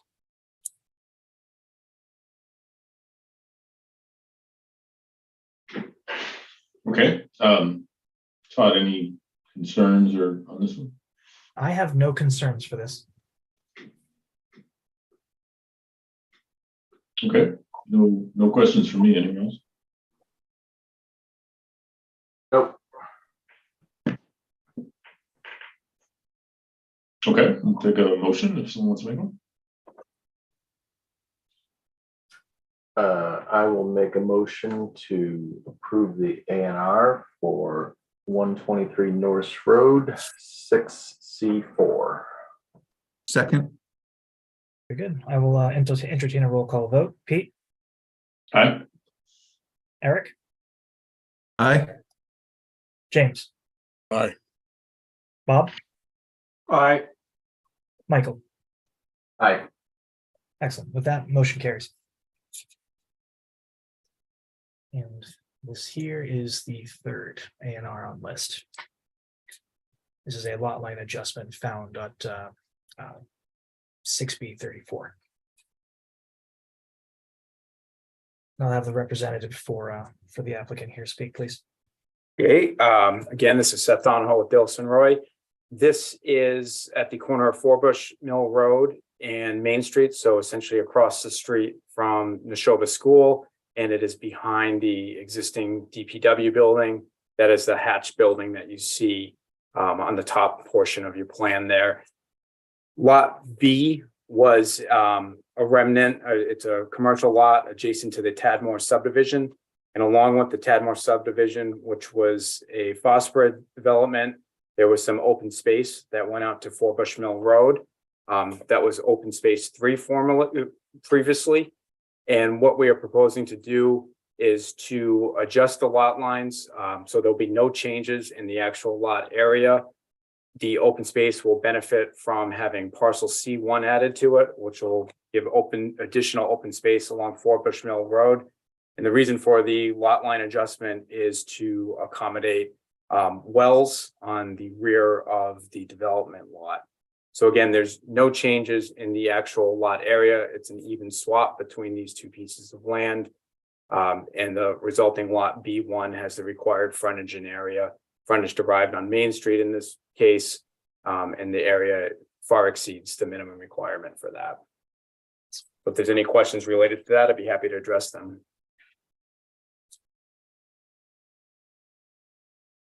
Yeah, a quick question on, I assume that's a public water supply. What are the implications, if any, about restriction of use of the open space? Well, so the open space was actually already restricted in that it cannot have any buildings in it, any structures. It was to be preserved exactly as it's titled, open space. Your question's very good in that it is planned to be a public water supply. There's 2 well radiuses shown on there. That would be the associated zone 1. And that would also be areas that could not have any building, any type of pavement in them. So the restriction is not in excess of what's already restricted, but we do show that the future zone 1 radiuses are being accommodated on there. Okay. We saw like preliminary design plans for this lot, and I know that they were talking about like a road entrance from Forbush Mill Road. Would that parcel C1 not allow that to happen in the future, or could they still fit an inch, still fit a driveway off Forbush Mill Road on the remaining land there? Well, so they have 103 feet of frontage on Forbush Mill Road. So there's certainly significant room there, but to your question, parcel C1 would become part of the open space, and without reconfiguring the lot line in the future, that it would likely preclude running a road through parcel C1. But there's room though in the remaining area? Yeah, it's over 100 feet, so there's Okay. plenty of room there. But they couldn't, if they wanted to divide it up and have a separate business on Forbush Mill and something on Main Street, they couldn't really do that, but they'd probably do a development anyway. I know in the past that there's been various developments discussed with several board members, perhaps prior board members. I do not know what the ultimate plan is at this point in time. I know that they're just trying to accommodate the future water needs of the site, and that's what the parcel swap is for. And so those wells are at the sort of end of that peninsula. Yeah, they would be at the center point. You can see the dashed radiuses. Those right. would be the zone 1 radiuses. And then there's essentially an easement line to add the required protections the state has for those actual zone 1 radiuses. They're a little bit more restrictive than what a normal well in Bolton would require. A private water supply well is not proposed here. And then by pushing it back, it gives you more room to develop in the lot B1, I assume.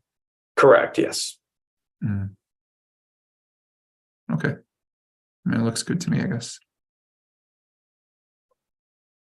Yeah, Todd, any concerns on this?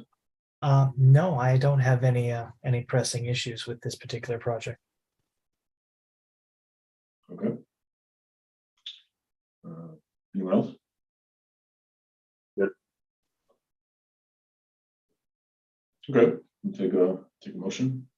I will make a motion to approve the A&R for Forbush Mill Road 6B34.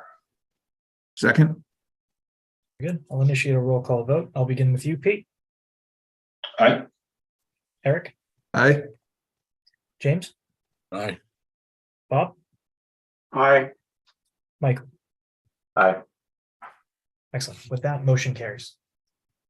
Well, board members, thank you for your time tonight and accommodating us on your busy schedule. We hope to see you in the future. Thank you. Just a quick question before you leave, Seth. It doesn't have any impact on this. but it is about this lot. Have you taken into consideration the roundabout that's going to be built there? So again, I'm on the peripheral of this. I've been in and out of various portions of the planning process. And unfortunately, I am not part of that portion of the planning process right now. I can certainly convey any interest you may have, whether it's informally or off the record, to the applicant and make sure that your desires are articulated to them. Okay, well, I it may be worthwhile looking at the preliminary plans for that roundabout. Yeah, I think Bob's plan, I don't know if the owners are up to date with that roundabout, but the ingress and egress of that lot needs to be kind of in the overall plan for that roundabout, right, Bob? Yeah, I'll bring that up to them, and I can tell as a person that has drove through there on busier times of day many times, it'd be nice to have an improvement in that area. So I will make sure that they're aware that that's forthcoming.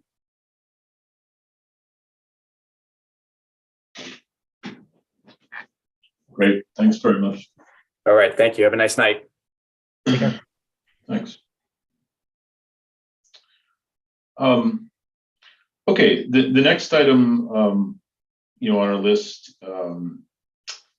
is Keys Farm, off Hudson Road, review status of subdivision work, bond status review, and consideration of default findings. So somewhat similar to, to the conversation we had earlier on Century Mills. We have Attorney Falk here with us. I appreciate, any residents who have, stayed on through other discussions. So I guess, similar to that, I believe we're in a little different situation here as we haven't passed any deadline dates to this point, but maybe Attorney Falk, if you want to, similar to what you did earlier, provide a little bit of background to get started on this conversation.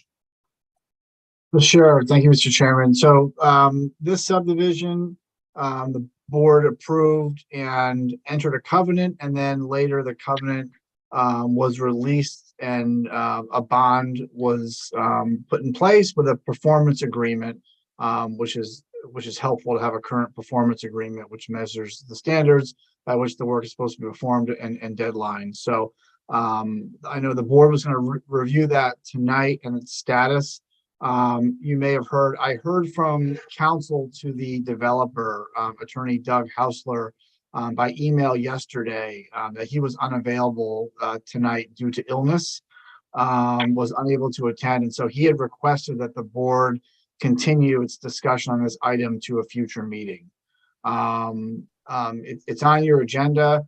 You're certainly free to discuss it, but I would recommend, since the applicant is represented by counsel, and we have some disputes here, since counsel has requested a continuance, that the board, entertain that request and consider continuing the discussion without further discussion, putting the applicant at a disadvantage to not be here. Okay, I don't have a particular objection to that. I guess the only question I'd ask is, given that, is there anything that, earlier discussion, there were kind of three options given where we were. Is there anything you can provide, to us in advance of that more in-depth discussion as to what options might be for this project? Yeah, I would. The circumstances are a little bit different with this particular project, and I would be most comfortable discussing that when the applicant and their counsel are here to participate as well. Okay, appreciate the response. So, any other members of the board want to, I guess, let me just say first, I think similar to the discussion before, we recognize the difficult situation that this development has been in, and we want to try to figure out what we can do within, the abilities that we have as a planning board to try to move things forward towards resolution. And so perhaps, if it's appropriate to, move this to the agenda at our next meeting, and hopefully their counsel can come and we can have a little bit more fruitful discussion.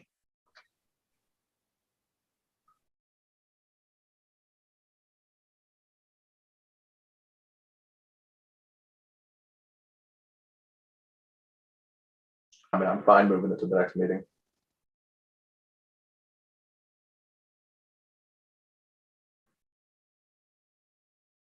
Okay, yeah, I think as as Council Falk indicated, I don't think there's any particular action we could take right now anyway. So I think having a bit more fruitful discussion and then being able to lay out the actions that we could take in going forward would be appropriate. So unless anyone has anyone else on this issue, I think we can move on, and maybe Todd, you can try to confirm with both Attorney Falk and counsel for the applicant they can make our next meeting if that's possible. Can I ask a question? This is Lisa Carey. I live on Moderator Way. Sure. A number of my neighbors I can see sitting on this meeting have sat for nearly 2 hours waiting for this topic to come up. And I think it's pretty discouraging and sad that nobody said at the beginning of the meeting that their lawyer would not be present and you would not be discussing this. And I think that in the future, and it should have been clear that if this wasn't even going to be a topic to talk about, that I wouldn't have sat here for 2 hours waiting for it to then just be said, sorry, we're not going to talk about it right now. Yeah, no, sure, I understand. Wasn't aware that we weren't going to be able to have any discussion on this, and we'll certainly try to keep that in mind for the future. I apologize.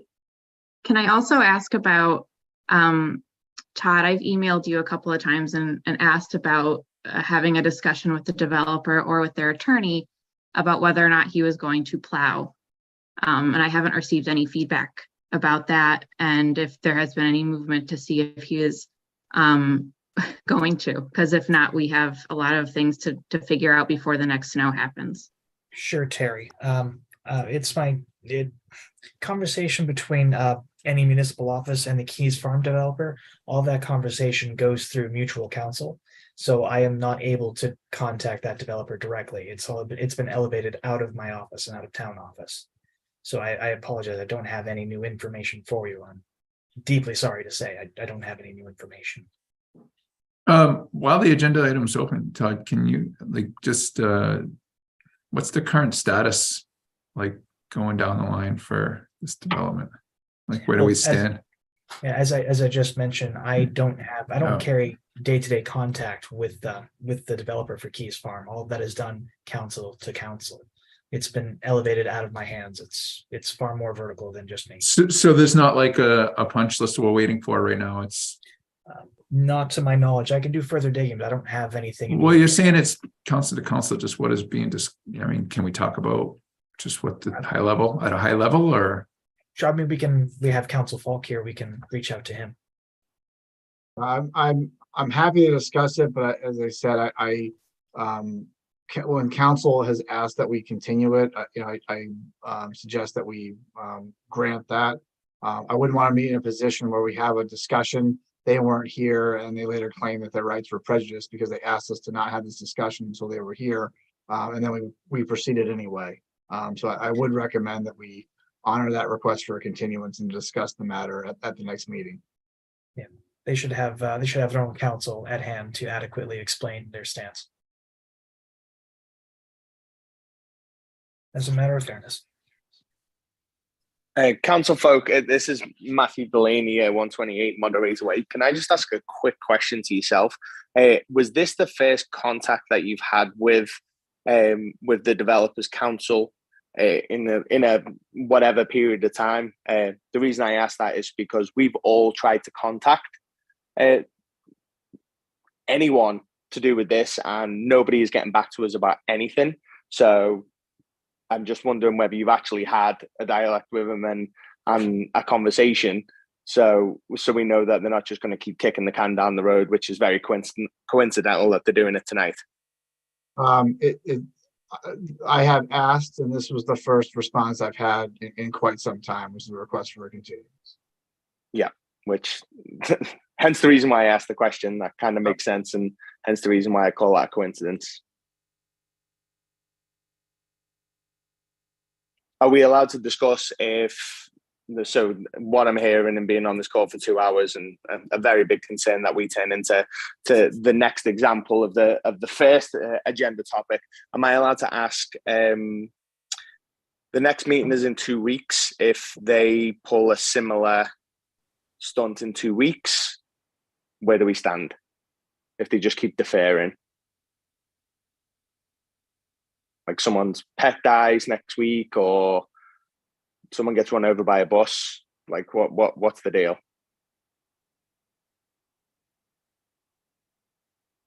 I mean, I can handle that through the chair.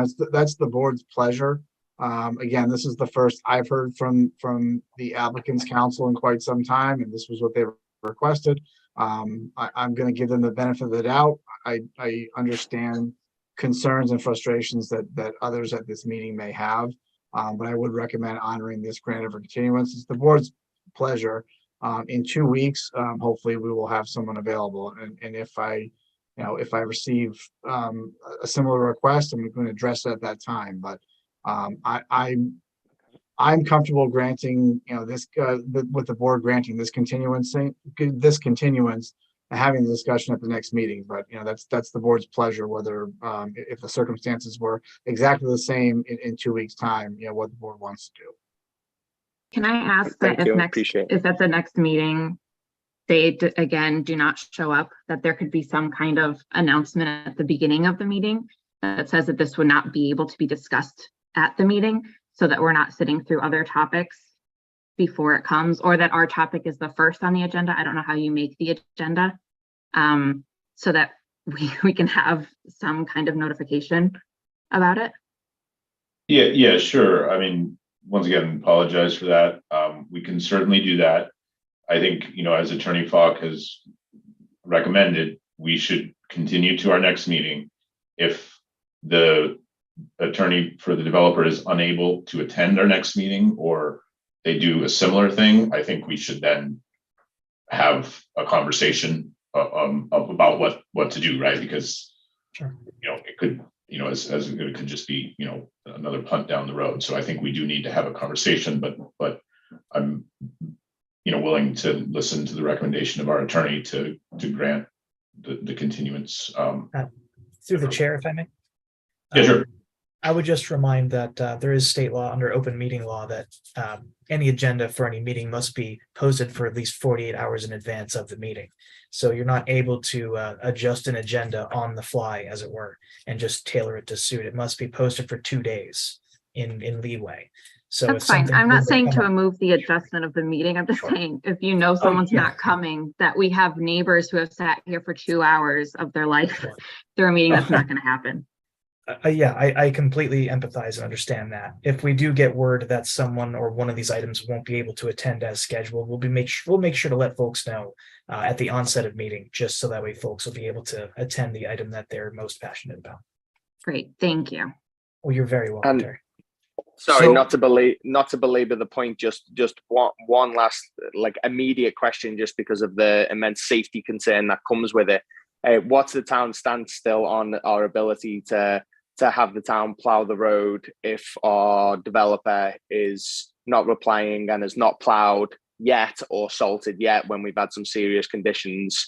What's the stance on that, just for the immediate 2 weeks that we could have a snowstorm? I believe that we looked into that in detail in the past, and the only situation in which the town could plow the road would be an emergency situation. So the DPW is aware that anytime anybody on Moderator Way calls the emergency services, that they will be dispatched and be in front of the emergency services to plow the road to get to the house. And I say this because I'm for everyone in the neighborhood, but I'm the furthest house at the very, very top of the cul-de-sac. So obviously that takes even longer to get to my house in an emergency, which has happened on this road a couple of weeks ago. Yes, so my understanding is that was thoroughly discussed between our town administrator, the DPW, the police and fire departments, in that the event of an emergency situation, police or fire departments would reach out directly to the DPW and they would be able to plow the road only under those circumstances. Okay, appreciate it. Just ensuring it's renewed for this year, because that was a conversation last year, just ensuring that that's still the same agreement this year. Yeah, maybe Todd, you could just touch base with Dawn on that, just to, ensure that I don't see why that wouldn't stand, right, as we went through that last year, but maybe you could just have him confirm that won't be a problem. Yeah, I'll have a conversation with the town administrator regarding that. And if there are any other questions that arise, I'll just give council a call and verify and make sure that things are as clear as we understand them. Thank you, everyone. Hi, this is Liz Hutchins. I'm also on Moderator Way. I have two questions. One is, what is the current bond status of our road? So like how much bond is left? And I'm also wondering at what point the discussion between the developer and the town was risen to council only? Like what day did that occur, that escalation? Because I've been getting very mixed signals from Valerie when she was here. So I'm just curious to understand the reality of that situation. Yeah, I don't know if we know the answers to those questions right now. I have answers to one of those. Okay. Sorry to interrupt. As it stands now, the current amount held in bond is $115,140. And what is the amount of money that bond has to be under to not have to go to a town meeting to pull?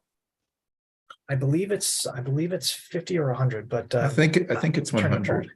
Yeah, I believe that I would ask Council Falk to verify. What is the threshold for that? It's $100,000. It's the local option that the town adopted a couple of years ago at town meeting. Okay. Thank you. Right, Council, could we pull up to 100, or if it's over 100, then it has to go to town meeting? It's up to 100. So we could pull a 100. But that is my understanding. But again, I would really urge the board to continue this discussion until the next meeting. And then my last question is just what does the peer review account stand at for this particular development? Not have that immediately on hand.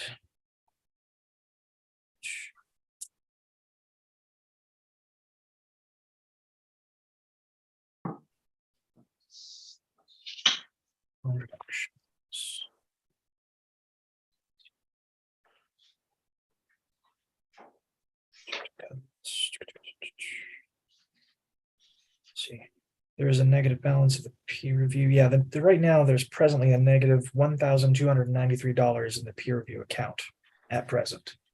Thank you. You're welcome.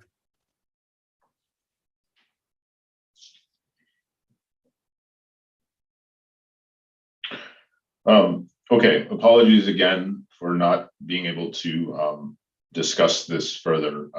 I wasn't aware of that until just now. We will. Can I briefly interrupt? If we're going to continue this for 2 more weeks, and in anticipation that we may be in the same situation in which the council does not appear, can we advise council that we intend to go ahead regardless of their attendance? I would defer to our attorney on that recommendation on that. Yeah, I'm happy to deliver that exact message. Thank you.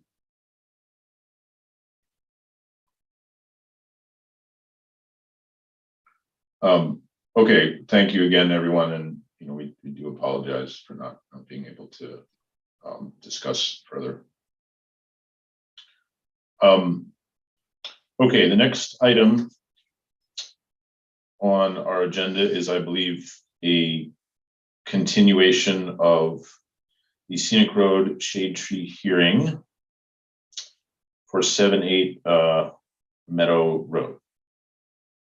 That's correct. I'm actually pulling up a request from the tree warden here. Hang on one quick moment.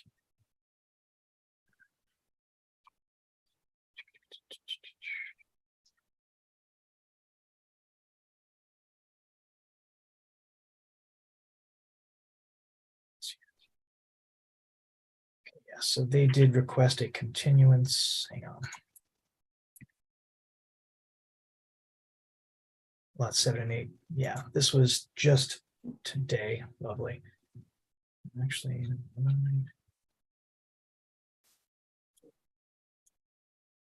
okay, and we also have, I have a statement here also from the tree warden as well, but that's for the other item. So this one here.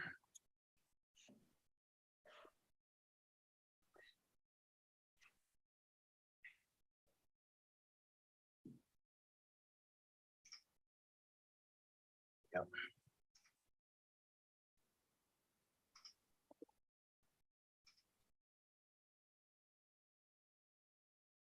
Okay. So I do have a request to continue this item as well for the next available, but that would likely be 25th. We could possibly do it on the meeting thereafter. I would like to reduce the size of our agenda items for the 25th because it already looks pretty packed at that point. So I would say, could we continue that to the 8th? That would be preferable, Todd. For board members who are not aware, I've sent an email to Todd, Bob, Mark Case, Randy Hagelin from the DPW to set up a meeting to hopefully discuss the project and some of the issues that we've been talking through at the recent meetings relative to the proposed driveway. So hopefully we can sit down in person and take a look at the plans together and, like I said, address some of these concerns and issues that have come up on repeat here. Well said. Thank you. Okay, yeah, no objection to that. So I'll take a motion to continue to what, February 8th. I will make a motion to continue the scenic road shade tree hearing for lots 7 and 8 Meadow Road until February 8th. Second. Very good. I'll initiate roll call. Pete? Aye. Eric? Aye. James? Aye. Bob? Aye. And Michael? Aye. Very good. Motion carries. Ryan, has a date been set for that meeting? Not yet, Bob. I got a couple responses. It looks like the 23rd worked for the most people so far. So I imagine we'll try to find a time on that day to meet. That's Monday. But I'll follow up in an email tomorrow or the day after to lock that in.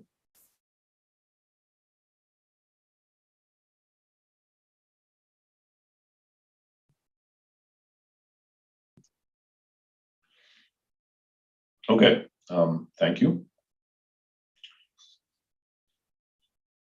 So the next item is another continued public hearing. So this is the After the fact. yes, this is the definitive phosphorid for South Bolton Road.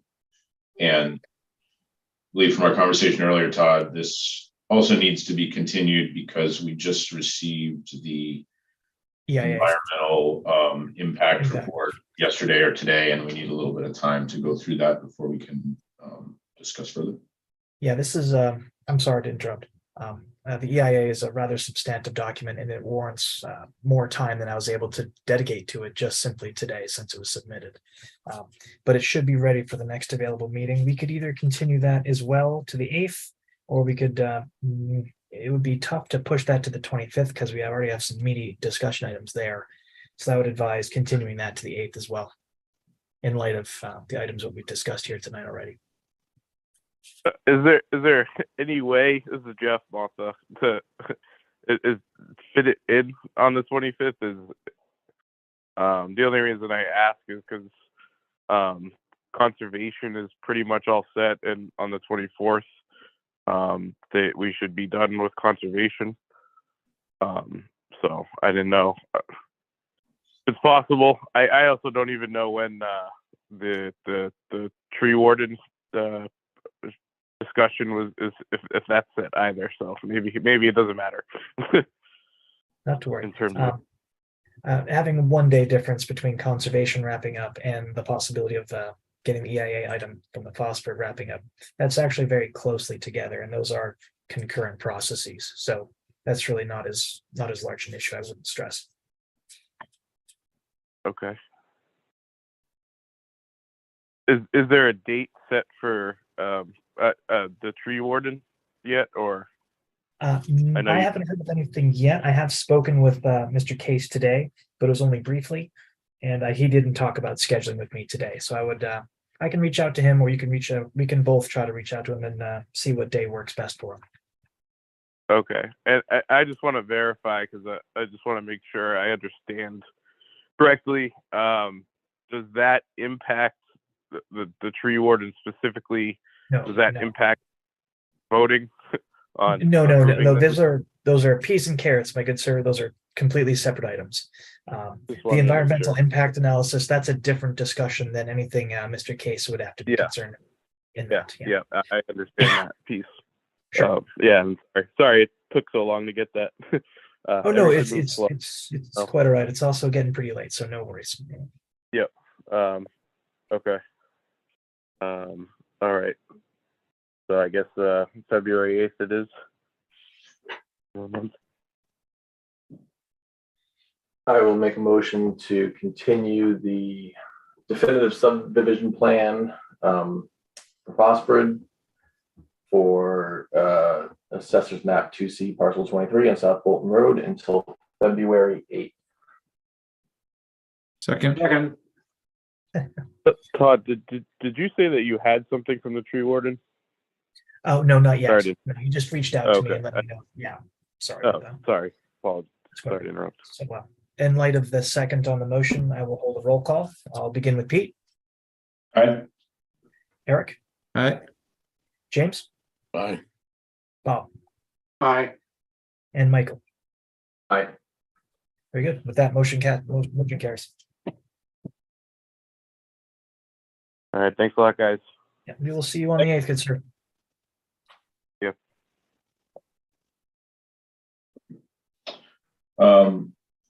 Okay, so now on to other business, I believe. We need to select a new vice chair, since Mark was vice chair before he left us. It was tragically taken away from us.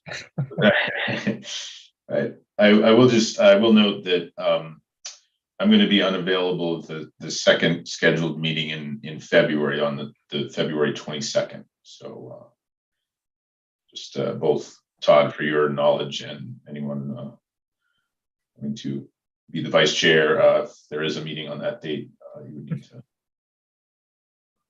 lead it for us. Understood. Any volunteers?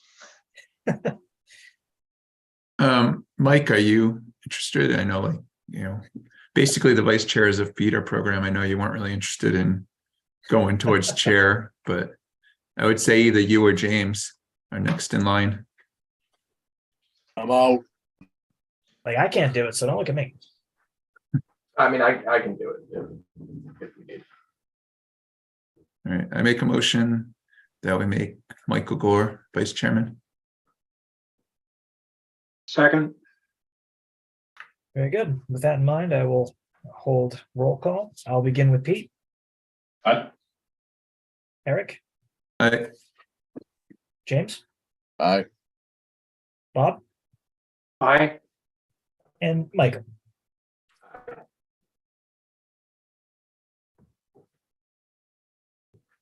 Fielder? I think he said it just broke up. Okay. I'm going to assume that was an affirmative. Yes. Okay, very good. With that, motion carries. No, Congratulations. did we? Yes. Thank you. So has Bob been fully appointed as a full-time member, and are we advertising for an associate? Yeah. Yes, we are looking for an associate. I already put an update post on the planning board website at the tippy top, outlining that. I know that Bob had a candidate in mind, but I tried to reach out to him and it hasn't quite connected yet. So I'll probably keep up on that. And if anyone wants to put the word out and let folks know that if anyone wants to subject themselves to being on the planning board, we have room. Great to have a lawyer on the team. Just saying, just saying. Yeah. Everybody loves the planning board. I am. And this, if you want to be a popular guy, this is where you go. Or gal, this is where you go. My wife always just says, make sure we don't get any rocks through the windows. Yeah, my gal says, should you drive the long way home just to shake people tailing? Keep changing routes. You laugh, but you know, there's some tough boats. Okay, and with that, I think we're well on our way to the last agenda item here. Yeah, just incoming minutes, whatever you want to update us on. Yeah, I've been working alongside Kristen Zena. She's been fantastic about cranking out these minutes, and it's not easy to do, and it's also mind-numbingly boring to do. So she has my endless respect for getting all of those together in a good time. So I'm anticipating for either next meeting, depending on how chock full of agenda items we have, we could have some to vote on then, or one immediately thereafter for the 8th if we have a lighter night. I like to do my agendas in larger batches because once you're in the mood to read stale agenda items and minutes, it tends to go by faster if you have a larger pile of them rather than just doing 1 or 2 every single meeting. In my experience, it tends to work out that way. But feeling that depending on the workload that we have coming up for the 25th or the 8th, I'll adjust them accordingly and I'll just have them go through them in a block, I think. Okay. Sounds good to me. It's the end of our agenda. Does anyone have anything else that they would like to discuss before we adjourn? No, I would like to add something, Pete, if that's all right. Sure. I'd like to express my gratitude to everyone here, both whether they're just here for work or if they're here as an interested resident. These are tough items to chew through in terms of discussion. And I would like to tip my hat to everyone involved that kept their decorum and kept their passions in check despite these important discussions. So you have my respect, all of you. Thank you. Thank you, Todd. Thanks, Todd. Thank you. All right. Yeah, thanks everyone. It's been a fun one, and we'll see what next meeting brings. We'll take a motion to adjourn. I'll make a motion to adjourn. Second. Very good. I'll begin roll call. Pete. Aye. Eric. All right. James. Bye. Bob. Bye. And our vice chair, Michael. Aye. Very good. With that, motion carries. Take care, everybody. Good night, all. Hey, everybody.